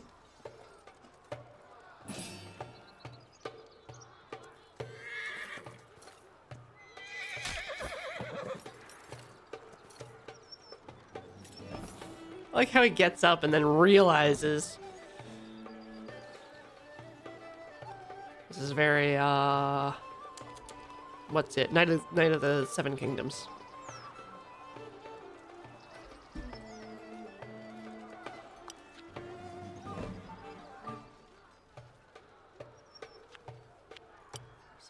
Should do it. These guys are not very good. They're a little eepy.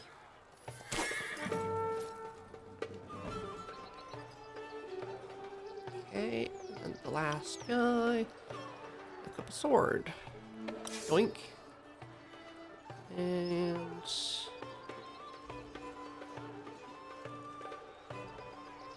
20 wounds. I've got 15 fatigue.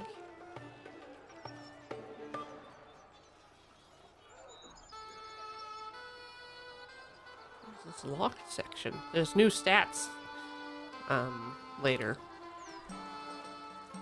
Oh, I can use my spell.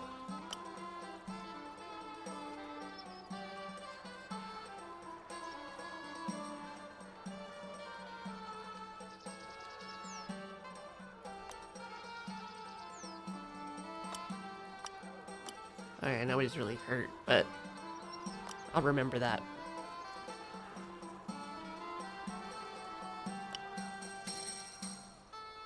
Hit him in the head! Fail!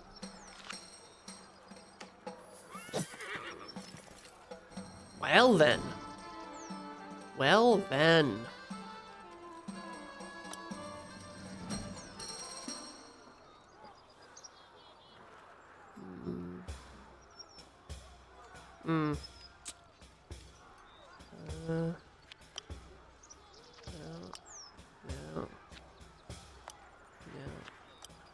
Yeah. Well, let's grail it. It's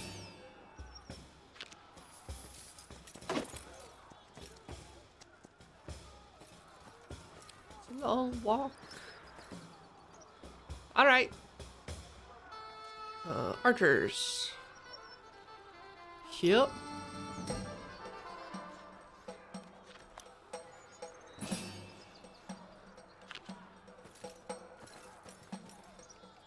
Firing into combat's fine.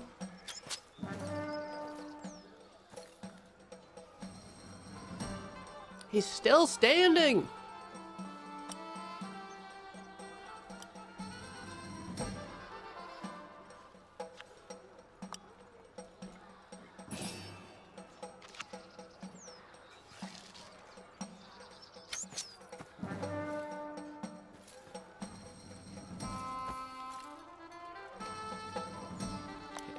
Try and trample with my horse. No? Horse can't trample? Aw. Sad.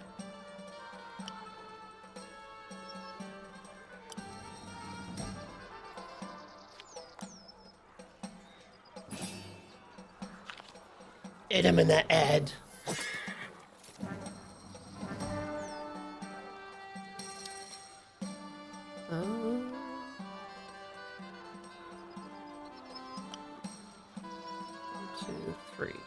Right? Three. Do do do do do do do do do. Right in the back.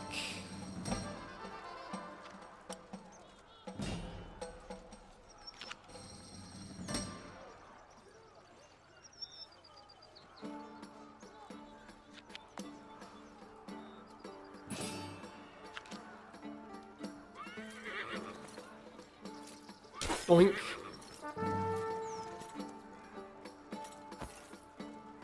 All right, last man. What you gonna do?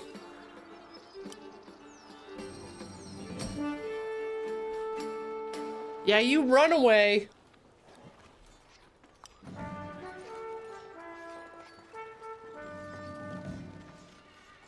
Keytar Cat, I'm still trying to figure out fatigue. It mostly increases the challenge by making your rolls worse, or like it subtracts. But I don't know what the threshold is. Woohoo! No, it belonged on either side. Sneaks up behind the treacherous king and slits his throat. Lot falls face down on the ground, a stream of blood running down his neck. The regicidal knight has already disappeared into the trees. Oh no. The tree knight. The battle continued to rage for some time when the news of King Lot's death began to spread. The last disloyal lieutenants surrendered, followed by their men. Lot's death meant Arthur's victory, and soon the remaining rebel barons were laying down arms at Arthur's feet, surrendering their horses and swearing an oath of allegiance to him. And not divergence or convergence or other things.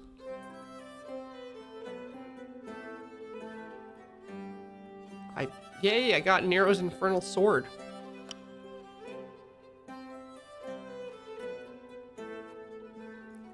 Vocation points. Bet I get to spend those on stats. The next year. The following spring in the year of 514, Arthur and Guinevere were married with the great pomp and ceremony at Caerleon. As part of her dowry, the new bride brought with her the round table that Merlin had long ago made for Arthur's father, Uther Pendragon himself. Upon Uther's death, Britain had descended into a period of turmoil and chaos, and so Leodegrance had taken the round table to protect it. At Caerleon Castle, the vast hall was built to accommodate the gigantic oak table. There, Arthur brought together the best knights in the world on an equal footing. Soon, Gawain joined Arthur's company of knights who had fought him in the Battle of Caerleon. 515.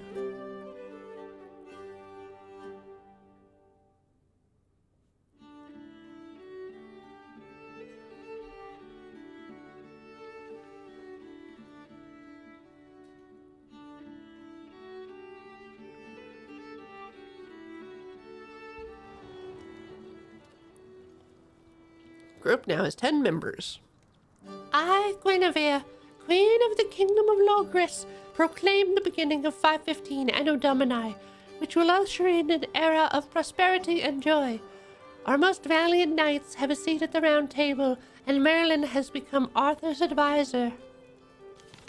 Now listen to the news that has reached my ears. On the one hand, we are welcoming 2 new fighters. On the other hand, my husband met a very strange knight who has agreed to join the round table. However, his acceptance was hard won. The High Knight had to face a very singular ordeal. Tell me about the ordeal. A knight of unrivaled strength challenged every man approaching a bridge to a duel. Griflet, freshly knighted, went off to fight him, but he had to be carried back to court unconscious by his horse.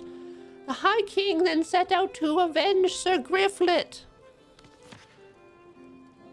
Okay. Tell me more. The entire lineage of Pellinore, King of the Far Isles, is dedicated to protecting the Grail. He is also said to have spent most of his life tracking the legendary questing beast, which is why he prefers the forest to kingly courts. Okay. Other news? The knights. Bedivere's cousin. And Sagramore, the nephew of the Emperor of Constantinople. Okay. Goodbye. Recruitment. Recruit new knights. Go to the recruitment center for knights. Choose a quest. Go on an adventure. Select an adventure. That's one. The Biscleverate.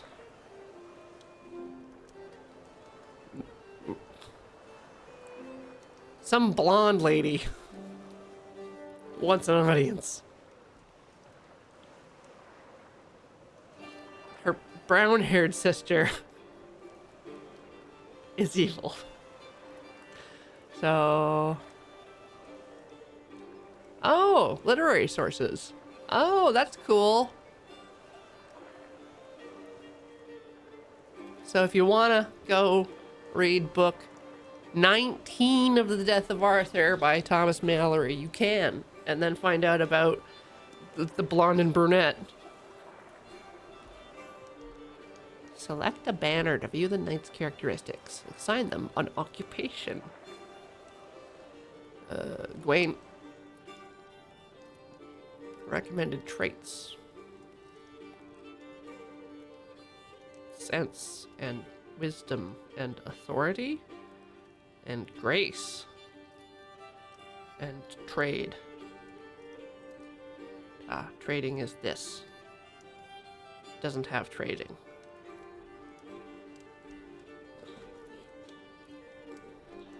Close to 6 in those traits. I mean, we've got grace as a 5 here.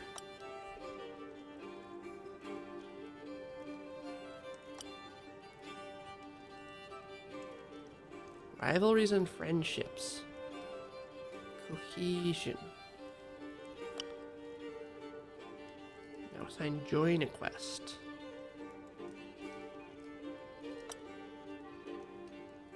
Add knights till you reach the required number.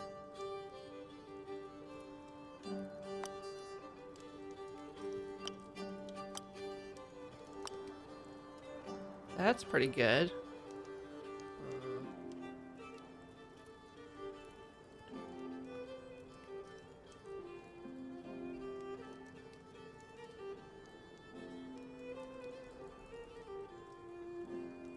Can I not?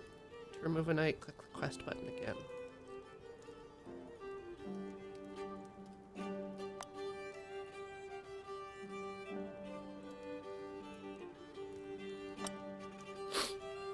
Okay.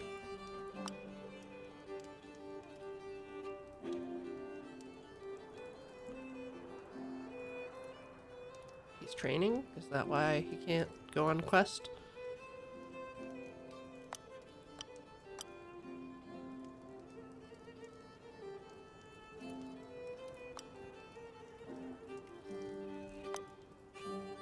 This one has trading, but bad scores.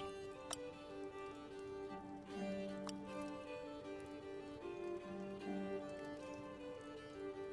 I can add you.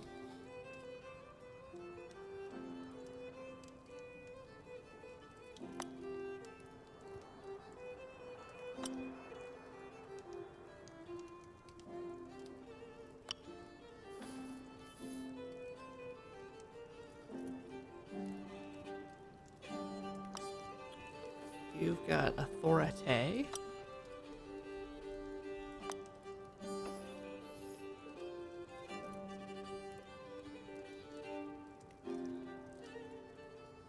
God, no one's got sense or wisdom.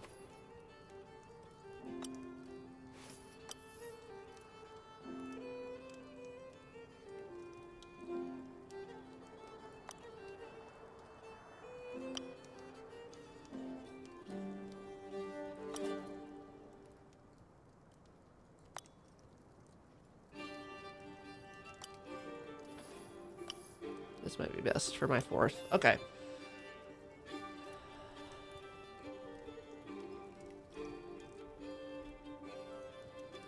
Okay. Go on adventure. Assign another occupation to knights who have not chosen adventures.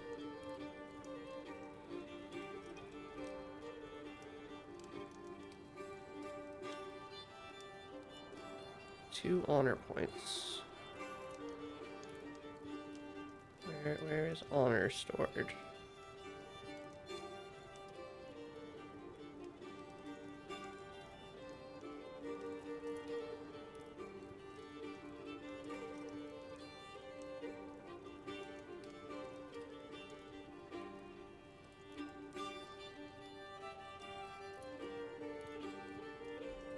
I don't know where honor is stored.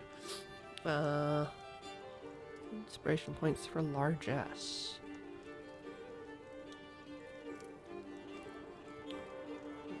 Love. Okay, so I can boost.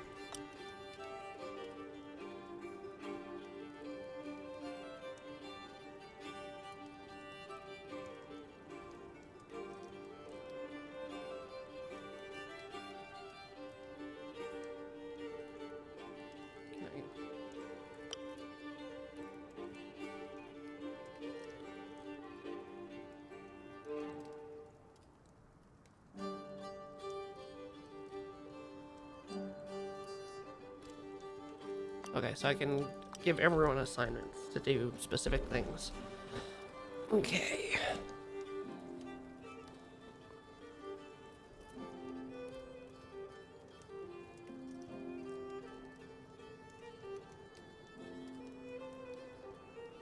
Old.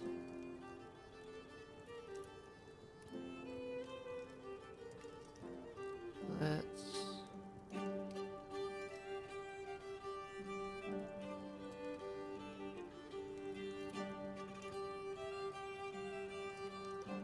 Loyalty is winter.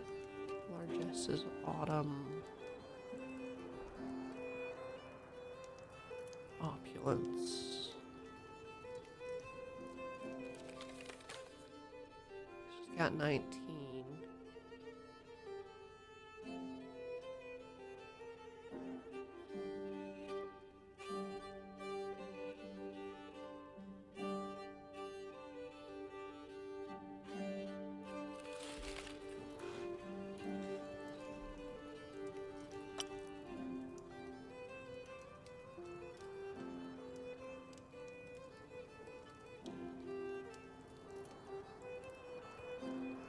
$30.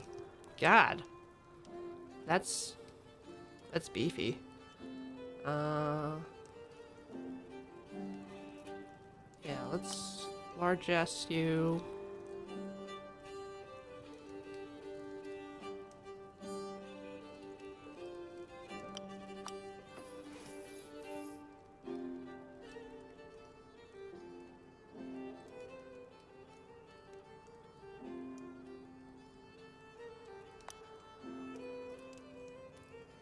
Yeah, okay. So, if I really care about these knights' individual development, I can putter along.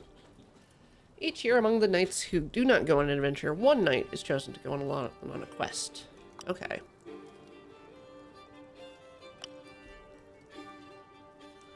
One evening, as the knights were leaving a meeting of the Round Table, Merlin beckons Sir Badwin to follow him. Once they were hidden from view behind an archway, the enchanter said to our knights, Sire, to safeguard our king and kingdom, I need you to lead a most secret mission and be silent about it.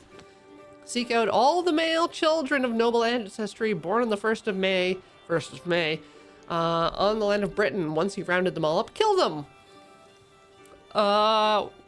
Does Arthur know? No answer? Okay, why? He had a vision. He saw Arthur and the kingdom fall because of a boy child born on the 1st of May. Only way to avoid it is for our hero to do as told. Okay, let's do it. The enchanter proposes the infants be put in a large ship, which Merlin will provide, and the ship be sent crashing into a reef. Okay. So, I've got this idea. What about Noah's Ark, but for babies? Human babies. We just load this boat with babies and put them in the sea. We're gonna build a boat, and then we're gonna crash that boat.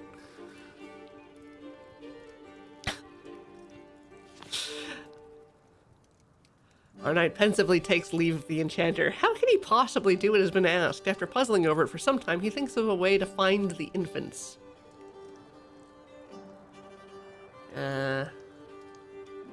His authority is 3, but his subterfuge is also 3. Intrigue or sense. I have neither of those. So, either wear a mask or throw a party.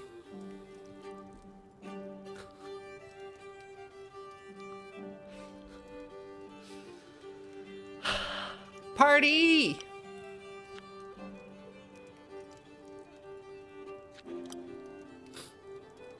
Well, we've done it. Our hero invites lords and ladies to a great fair to bestow gifts upon the Mayday children. Lured by the false name and splendid planning, the parents suspect nothing. Oh man, this party is so organized.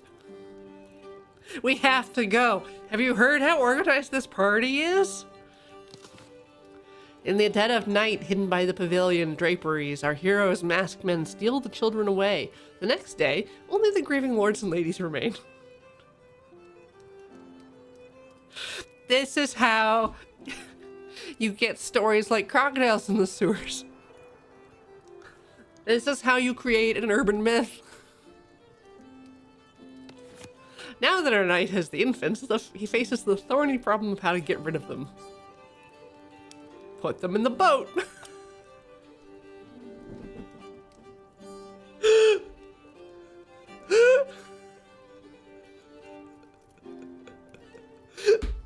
Just,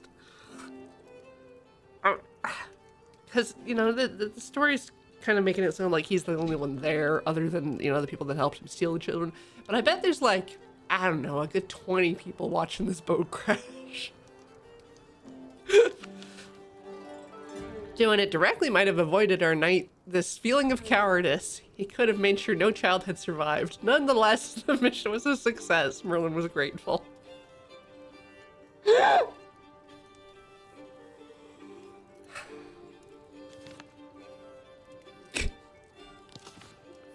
Alright, Badwin.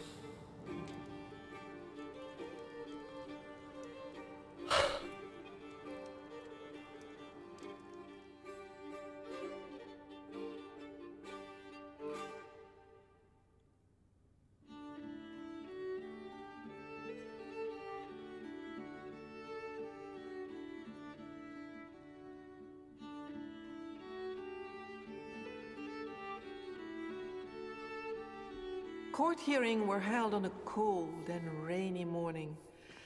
After listening to all sorts of requests, the king and queen were tired. Then, a lady they have never seen before appears before them and bows. She begs and pleads to be heard. I agree, Spethy Cakes. Merlin more like Murderlin. Our Lady needing does now come pleading. Hear me, dear son, my sadness and my ire. 3 days has Marina blonde ridden through deep forest and valleys hidden. She tells a dismal tale of woe, vanquished by a powerful foe.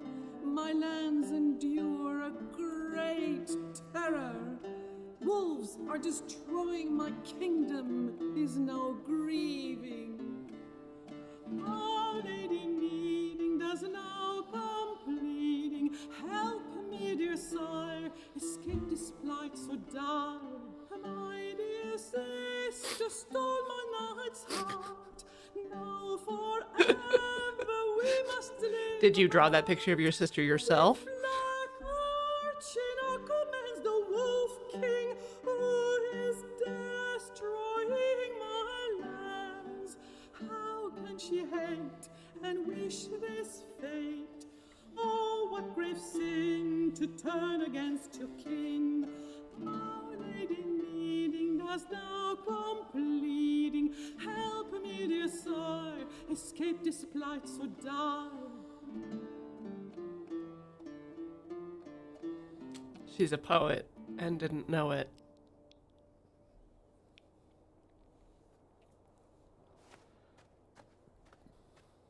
Moved by the lady's story, Arthur and Guinevere send 4 of their best knights north of the kingdom. A thrilling adventure awaits them.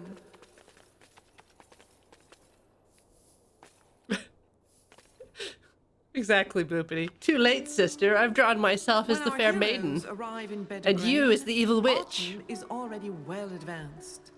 The cold is bitter, but the trees are adorned with warm colors. A lowered drawbridge marks the entrance to Marie Leblanc's castle.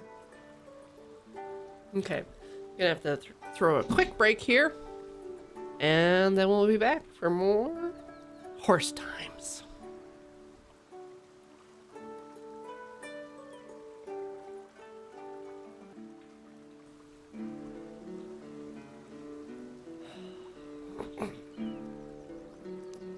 So, it is 515 AD.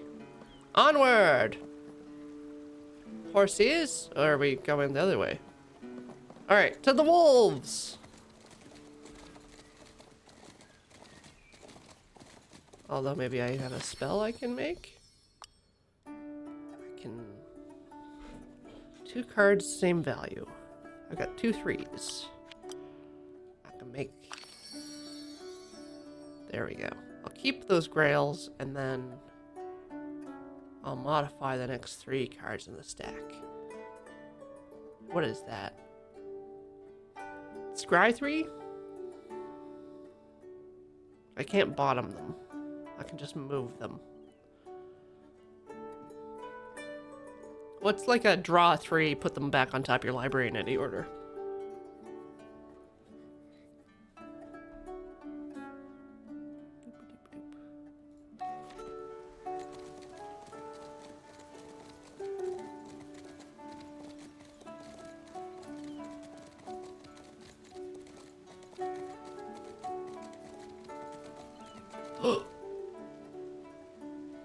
Kitty?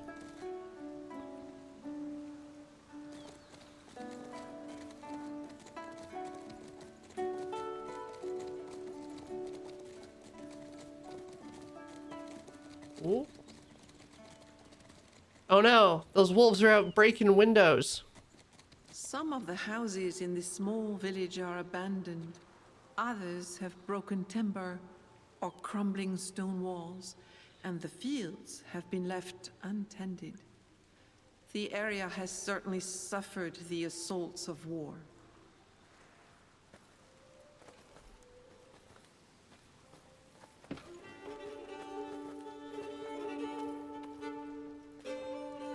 The tavern is clean and appealing, despite the sorry state of the village. It is the ideal place to relax after a long trip or a hard day's work. I like the cutaway view. At the counter, a tavern keeper with black hair and a beard is busy wiping a mug. Behind him, there is only a little food on the shelves. He frowns. "Welcome, sires," he says coolly. "My name is Shabert. Please tell me that you have not come to make war. As you can see, we've had our fill of battles and sieges." No, just wolves. The man grunts with satisfaction. He asks our hero if he would like something to drink. Only one of you, though. Tell us about the blonde lady. Shabert becomes worried. He is sorry that the two women no longer get along. If they could be reconciled, perhaps the village would regain its former prosperity. What about the brunette? Pensive, he replies. Her taxes are not too high, so she is a good noble. She must be languishing without Lord Marok, who cannot be found. And she cannot even leave her castle for fear of the wolves.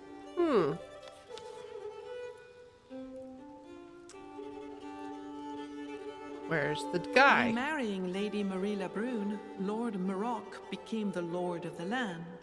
Together, they oversee the fiefdom with Lady Marie LeBlonde. He is a good man. The proof is that he never fails to compensate the tavern keeper when he takes his best barrels. Okay. As our knight leaves, the tavern keeper tells him to come back again. About you. Sitting at a table far from the entrance, an old soldier dressed in blue drinks from a pint. He greets our hero and bids him welcome. His name is Hubert, the village bailiff. What an honor for him to meet a member of the illustrious Round Table. He will be happy to provide the answers he needs. Though the bailiff has served both ladies since they took over the governance of their father's fiefdom, he mainly assists Lady Marie Lebrun in dispensing justice. So he's a wolf. He's loyal to her, and she trusts him. He thinks she should treat scoundrels more harshly, but other than that, she governs the fiefdom well. The bailiff takes a few moments to answer. Lady Marie LeBlonde is a determined and fiery woman. He pauses again for a moment, then says in a flat tone that both ladies are equally good.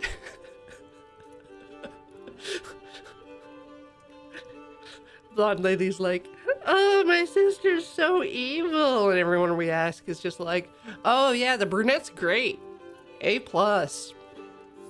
The blonde one, also good.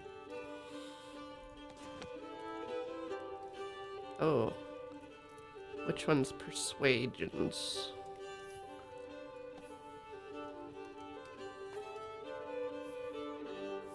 We'll never know. Oh, that's how it works. Hubert, I would like you to speak frankly with me. Despite the luxurious tunic you wear, you are a soldier at heart. You should not know fear, let alone be afraid of a few words spoken in the corner of a tavern. I know you are better than that. And... appeal?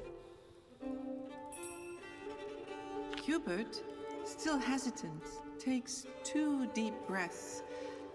Long before the siege, both ladies were to be married. But Lady Marie LeBlance's betrothed died in battle, and so she was left alone. When her sister married Lord Maroc, Marie LeBlonde was mad with jealousy. Mad. It is said that she even tried to seduce her brother-in-law, but he refused her advances. This may not be the only source of conflict between sisters, but it certainly fueled it. Why bad? They got along well before Marie Lebrun married Lord Maroc. Tell me about the guy. He was initially reluctant to have an outsider come in to govern the area, but his fears were unfounded.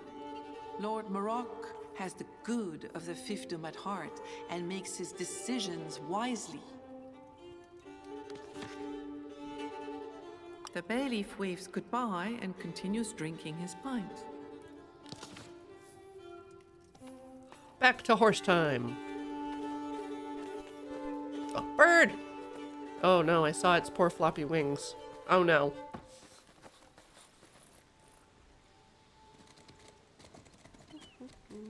Beehive? For taking?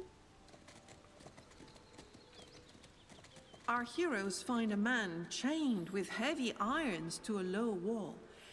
He does not appear to have been mistreated. Hey, are you the missing guy? By any chance? Looking at the chains more closely, our hero thinks it would be impossible to break them without damaging his precious weapons. The man looks extremely bored. Showing his chains, he begs forgiveness for not being able to properly greet a noble knight. Noble. My name is Mayol, he says. I am waiting for my case to be discussed, for I poached on the Bedgrain estate. The bailiff must come to an agreement with Lady Marie Lebrun. Alas, no one can enter or leave her castle. Is it wolves? At these words, Mayol almost chokes. What else could it be? Well, we gotta go talk to the wolves. The poacher panics. Sire, you must have lost your mind. Their leader is terrifying, and his fangs are as long as daggers. With his mad pack, he will make short work of you and your companions.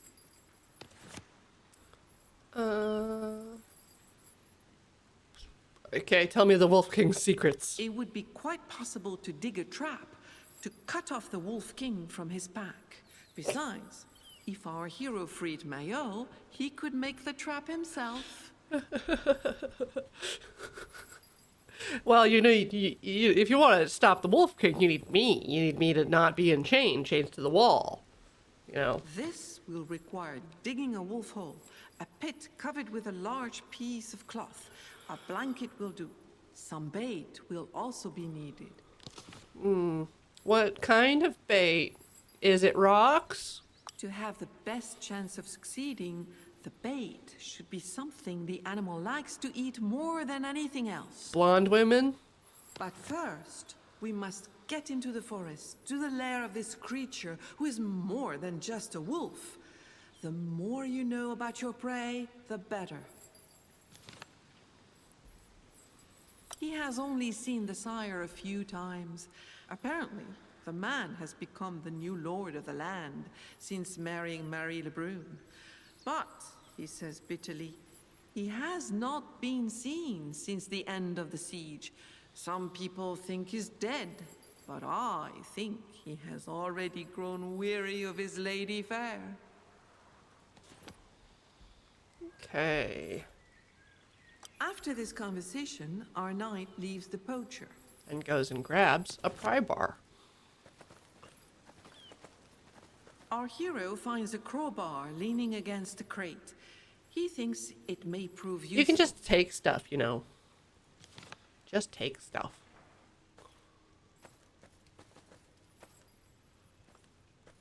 This notable house has a gracious interior. Let's read their On mail. the table rests various manuscripts, parchments, and writing instruments.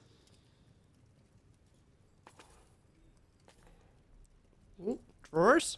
A beautiful piece of furniture attracts our hero's eye. It must be worth a small fortune. Nothing? Okay. Go into the fire? Oh.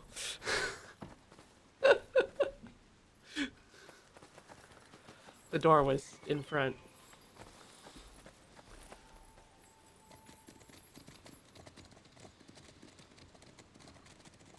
Wolves. If there's any wolves there, In the forest, They have to tell the me- only sounds are the howling of wolves and the breathing of our knights as they pass under the beech and oak trees.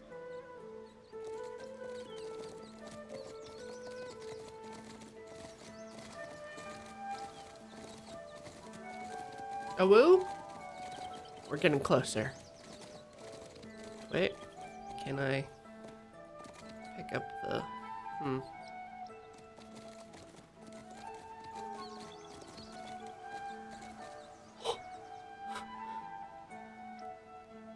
Yep, we're going in here.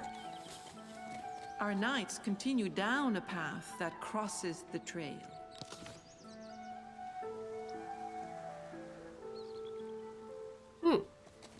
Our heroes arrive in a clearing where junipers grow. A clear stream burbles through. Hey, dude. So you got some lightsabers? How much to part with them?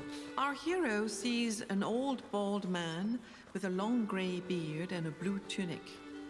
He is whittling a piece of wood in front of the entrance of a cave. Hey, I've got 420 money. The old man returns our knight's greeting. His name is Tancred, and he is a hermit. Do. Boo? Tancred was already a hermit in the lady's father's time. The lady comes to see him from time to time, although her last visit was now long ago. He believes Lord Marek was lucky to marry such a good woman. And the blonde one. As he answers that the lady hardly ever comes to see him, his gaze becomes evasive and his voice changes. He adds that she was a beautiful child with her wheat-colored hair. Other than that, he has nothing more to say. No comment, no comment, comment.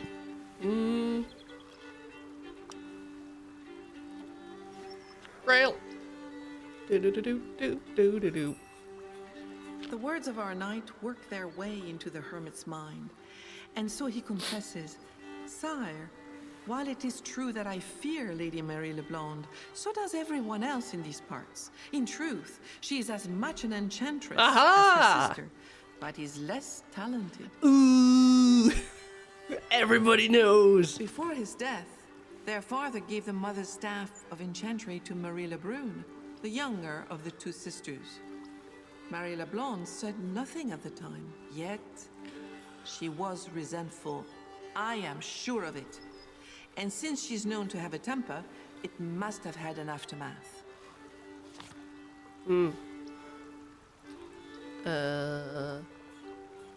Poacher? The hermit has seen several of his traps in the forest. Though he himself refuses to kill animals, he admits that Maël is a very talented trapper. What's in the pot? Our knight turns away from the cave entrance where the old hermit is standing, still busy carving. The cave has rudimentary furnishings, indicating that it is inhabited.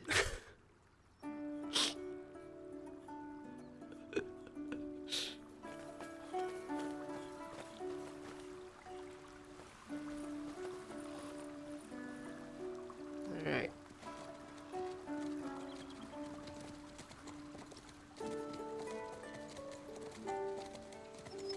Well, back down the path. Our heroes return to the main path of the forest.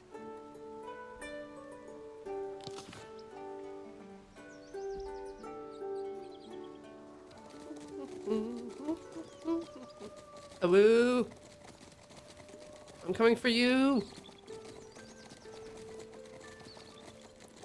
Stay where you are, Awoo! Ah! Alright. Go back until there's a different path.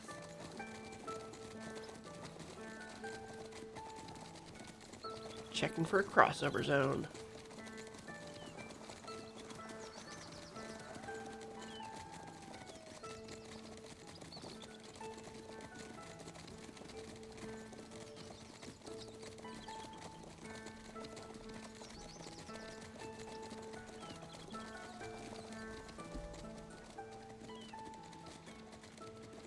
There we go.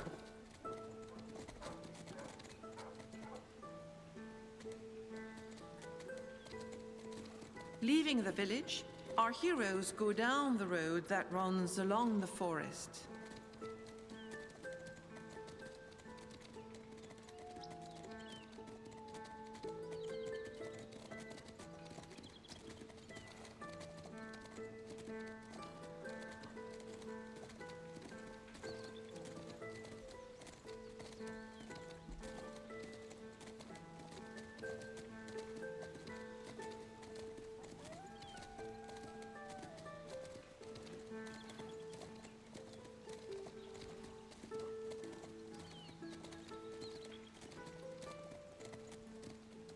Wolves?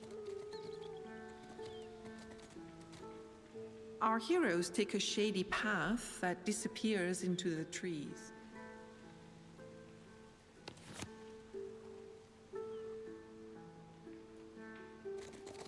An ancient barrow stands at the edge of a peaceful, light-filled clearing. An enchanting tranquility reigns over the place.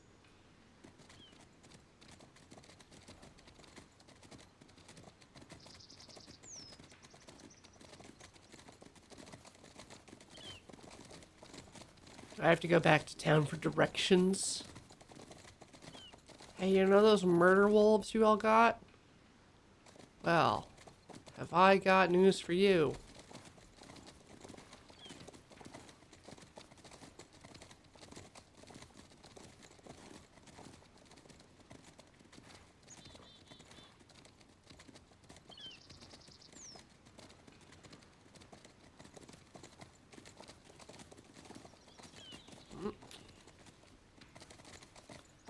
Normal barrow Our stuff. heroes return the same way they came.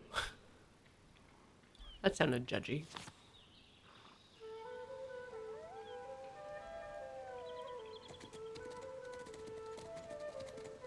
Oh, The path opens up onto a pack of growling, menacing wolves guarding the entrance to a castle. This confrontation will surely end in death for our heroes. What's wrong with that dog? These ferocious beasts are ready to charge, led by the Wolf King. The fight will not be easy. Hey. Oh no, the wolves get to go first.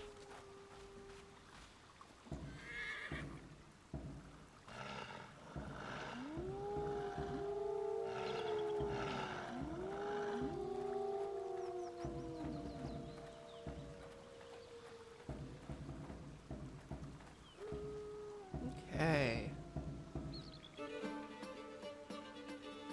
So, cowardice 3. Everyone's feeling a little cowardy right now. So let's get my guy in the back to doot. Difficulty 12. Well, got another 7 here.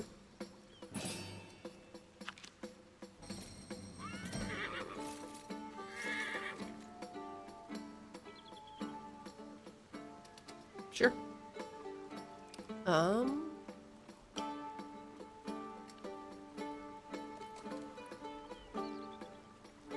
Stab dog.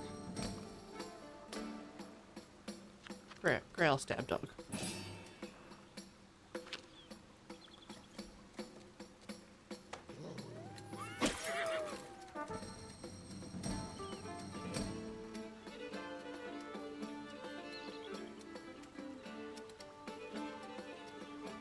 Each action point left at the end of combat of a combatant's turn removes 5 fatigue points. Fatigue modifier cannot drop lower, so it's just a big modifier.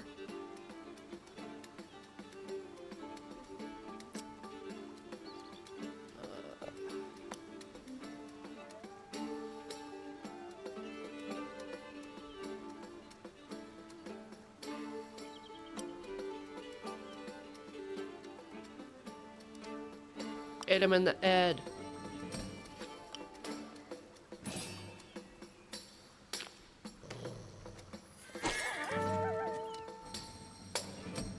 How much, like, stuff do they... Wolfbee.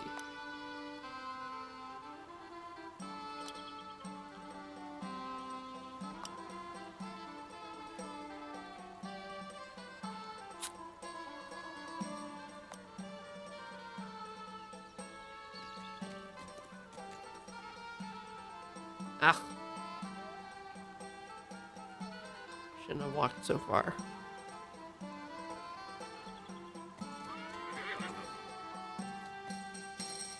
There. Perfect. I think I've got good enough stack of cards.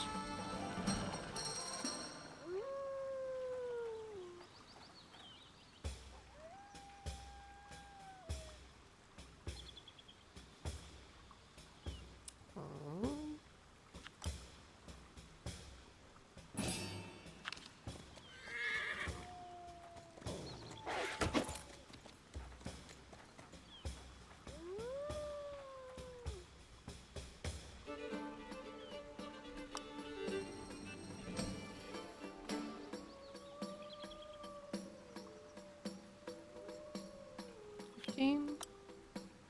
$15. Nope.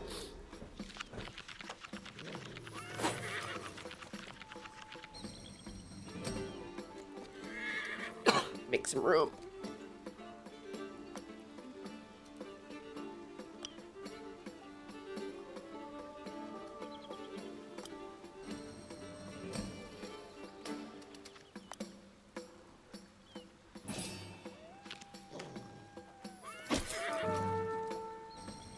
Okay.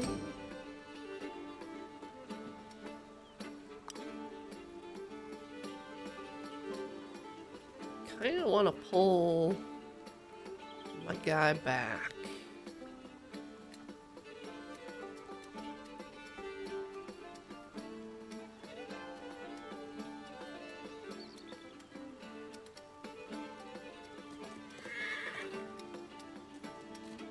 I can couch the lance.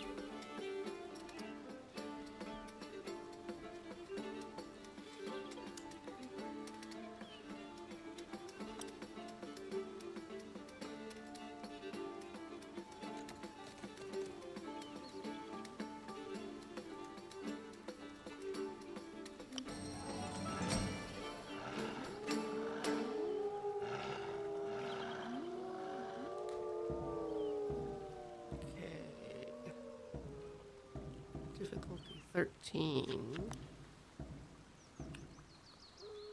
She's a Grail then.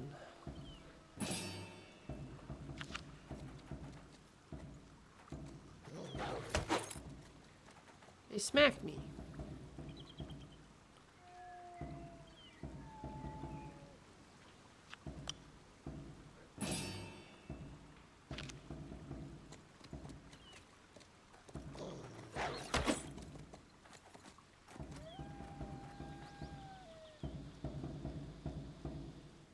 Okay.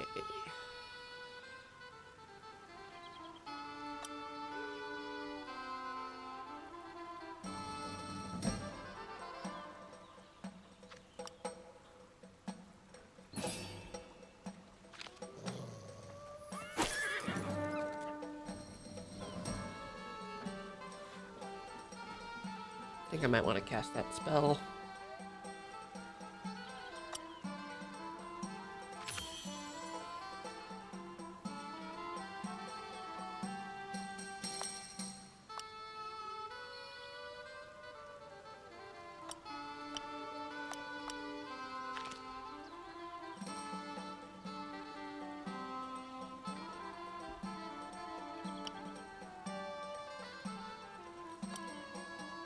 Okay, they do pull from the same deck.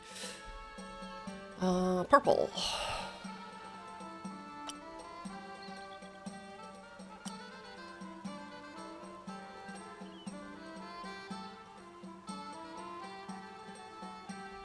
Yeah, will be.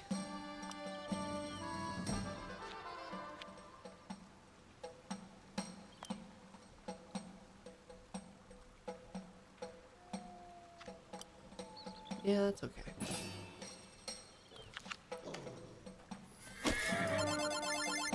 Whoa! Welcome, Raiders! We're fighting some dogs for the next few minutes. Coming up on 10 minutes left in the stream.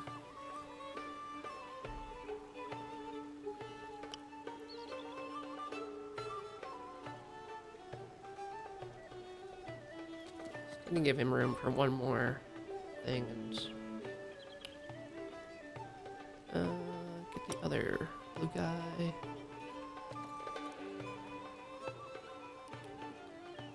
Okay, I think we're good. That should clear a bunch of fatigue. Difficulty's 11? Sure.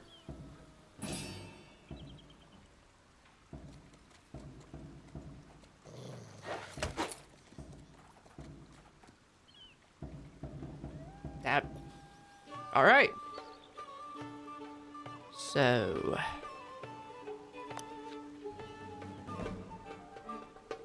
That's good.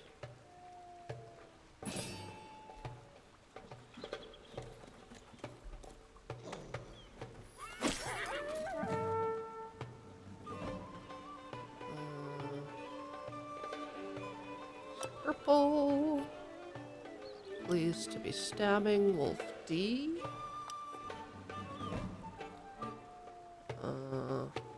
Big stab, please.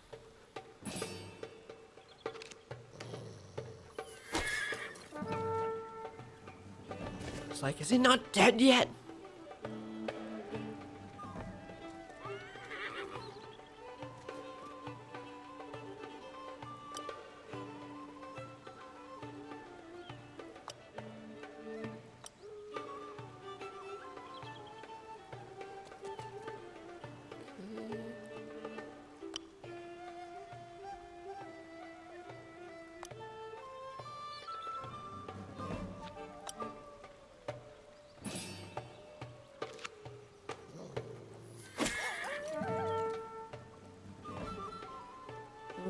That's good. then 1, 2, 3. Couched and ready. If I go through, like, will it go through 2 rows? Or will it shove stuff around? I'm curious, so I'm gonna do this.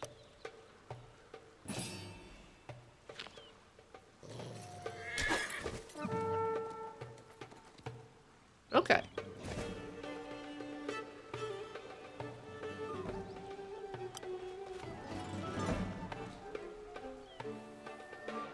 Ugh, 26. Can Grail do it? Maximum Grail!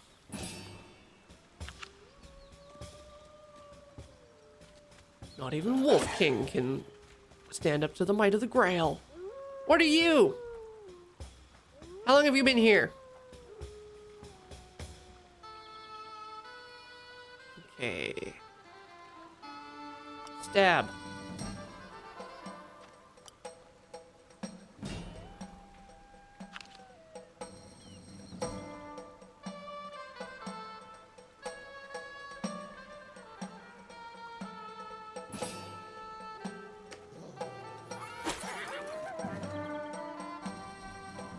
Die! Alright, I'll pull this over here.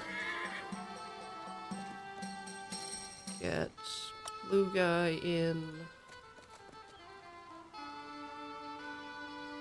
Stab. That's good number.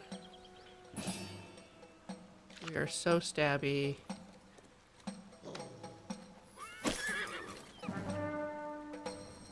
Yeah, take that shot to your right arm.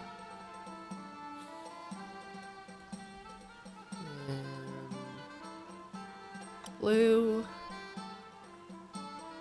Aim shot. Head. Gonna try 15? Nope. Wolf King too good. I feel like pulling out the sword here. Yeah.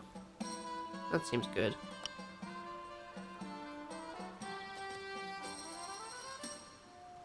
And then charge? I can charge the king. That's great.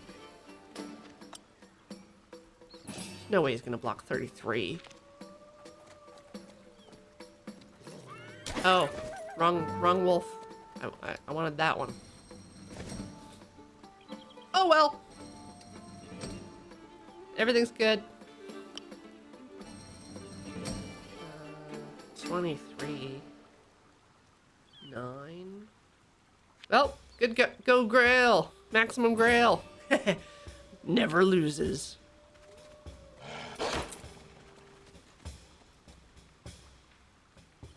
Uh, 11. Oh. Yay.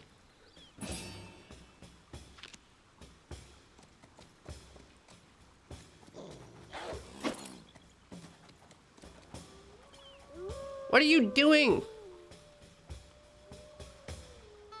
I'm gonna go kill that freaking yelling dog.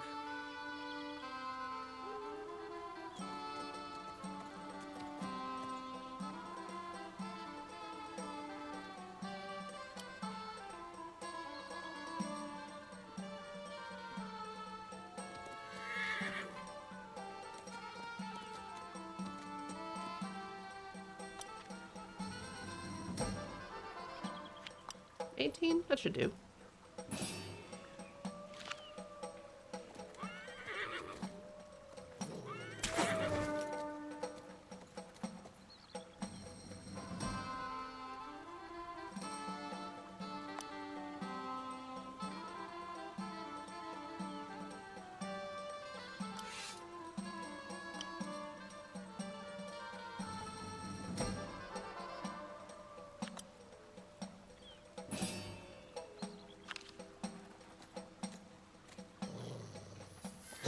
I haven't actually checked if I can go below 0 on the inspiration. Can I gain stats by being a coward. Okay. Aim at the head. Do my biggest shot. Fail.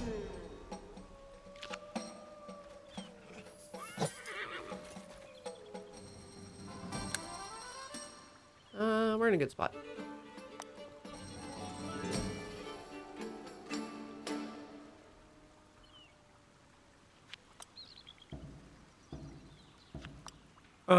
Off by one. Yeah. Okay, let's. Oh. Cool. So I can.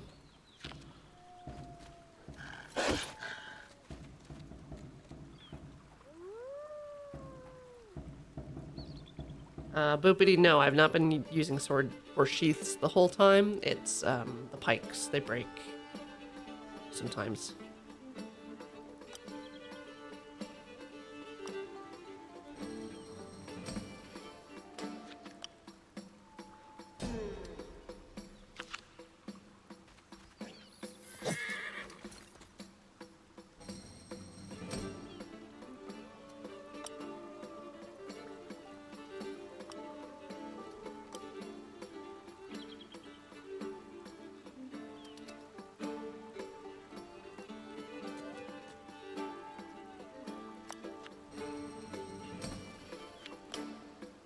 Alright, stabbed in the butt.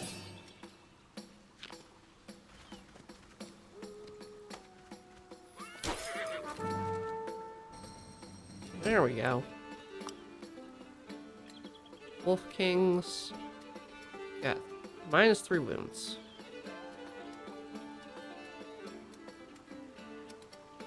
And is overwhelmed.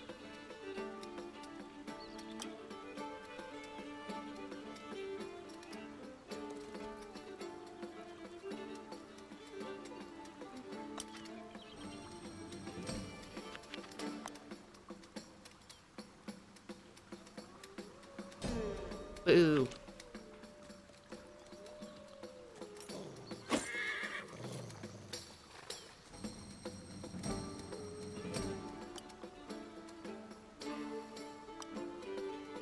Called shot. Let's grail. So they'll do another 3. 5. All right.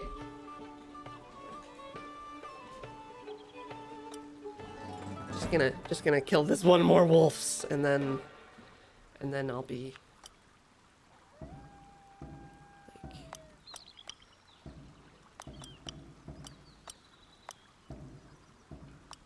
okay. So the number can be. It costs me still to minus or plus. But how far off the dodge am I? Can I? I swear, the dodge doesn't even exist.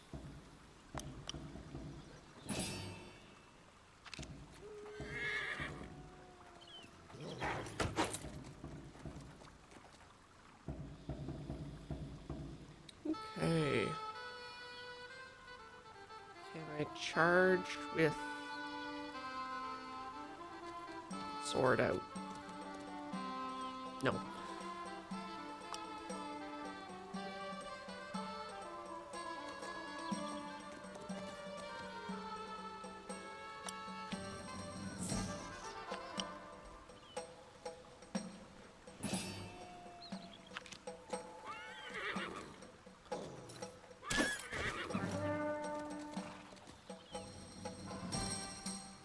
Okay.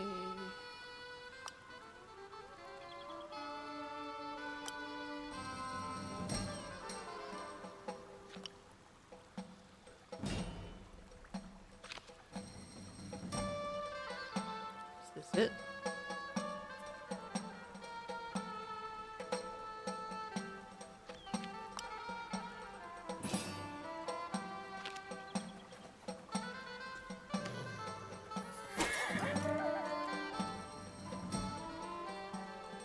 Only one? Rude. Hut, hut, hut, hut, hut.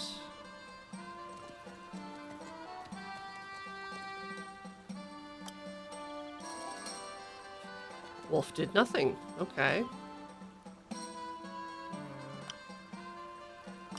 Slam jam.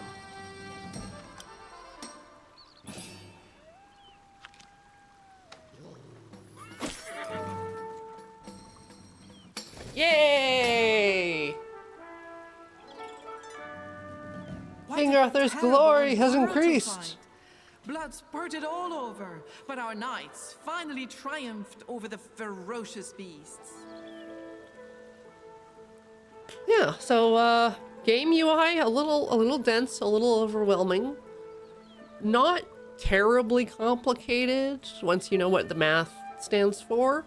I'm curious to see what sort of stories and quests and things they would actually get into, like, because they've introduced magic, so they're definitely going to cover a lot of the more mystical Arthur storylines. But thank you everybody for joining me for this today. If you like what you saw, give us some money at patreon.com/loadingreadyrun. And I'll see y'all in a couple weeks. I'm not here next week. Cameron's going to be rolling some marathon. But I will return.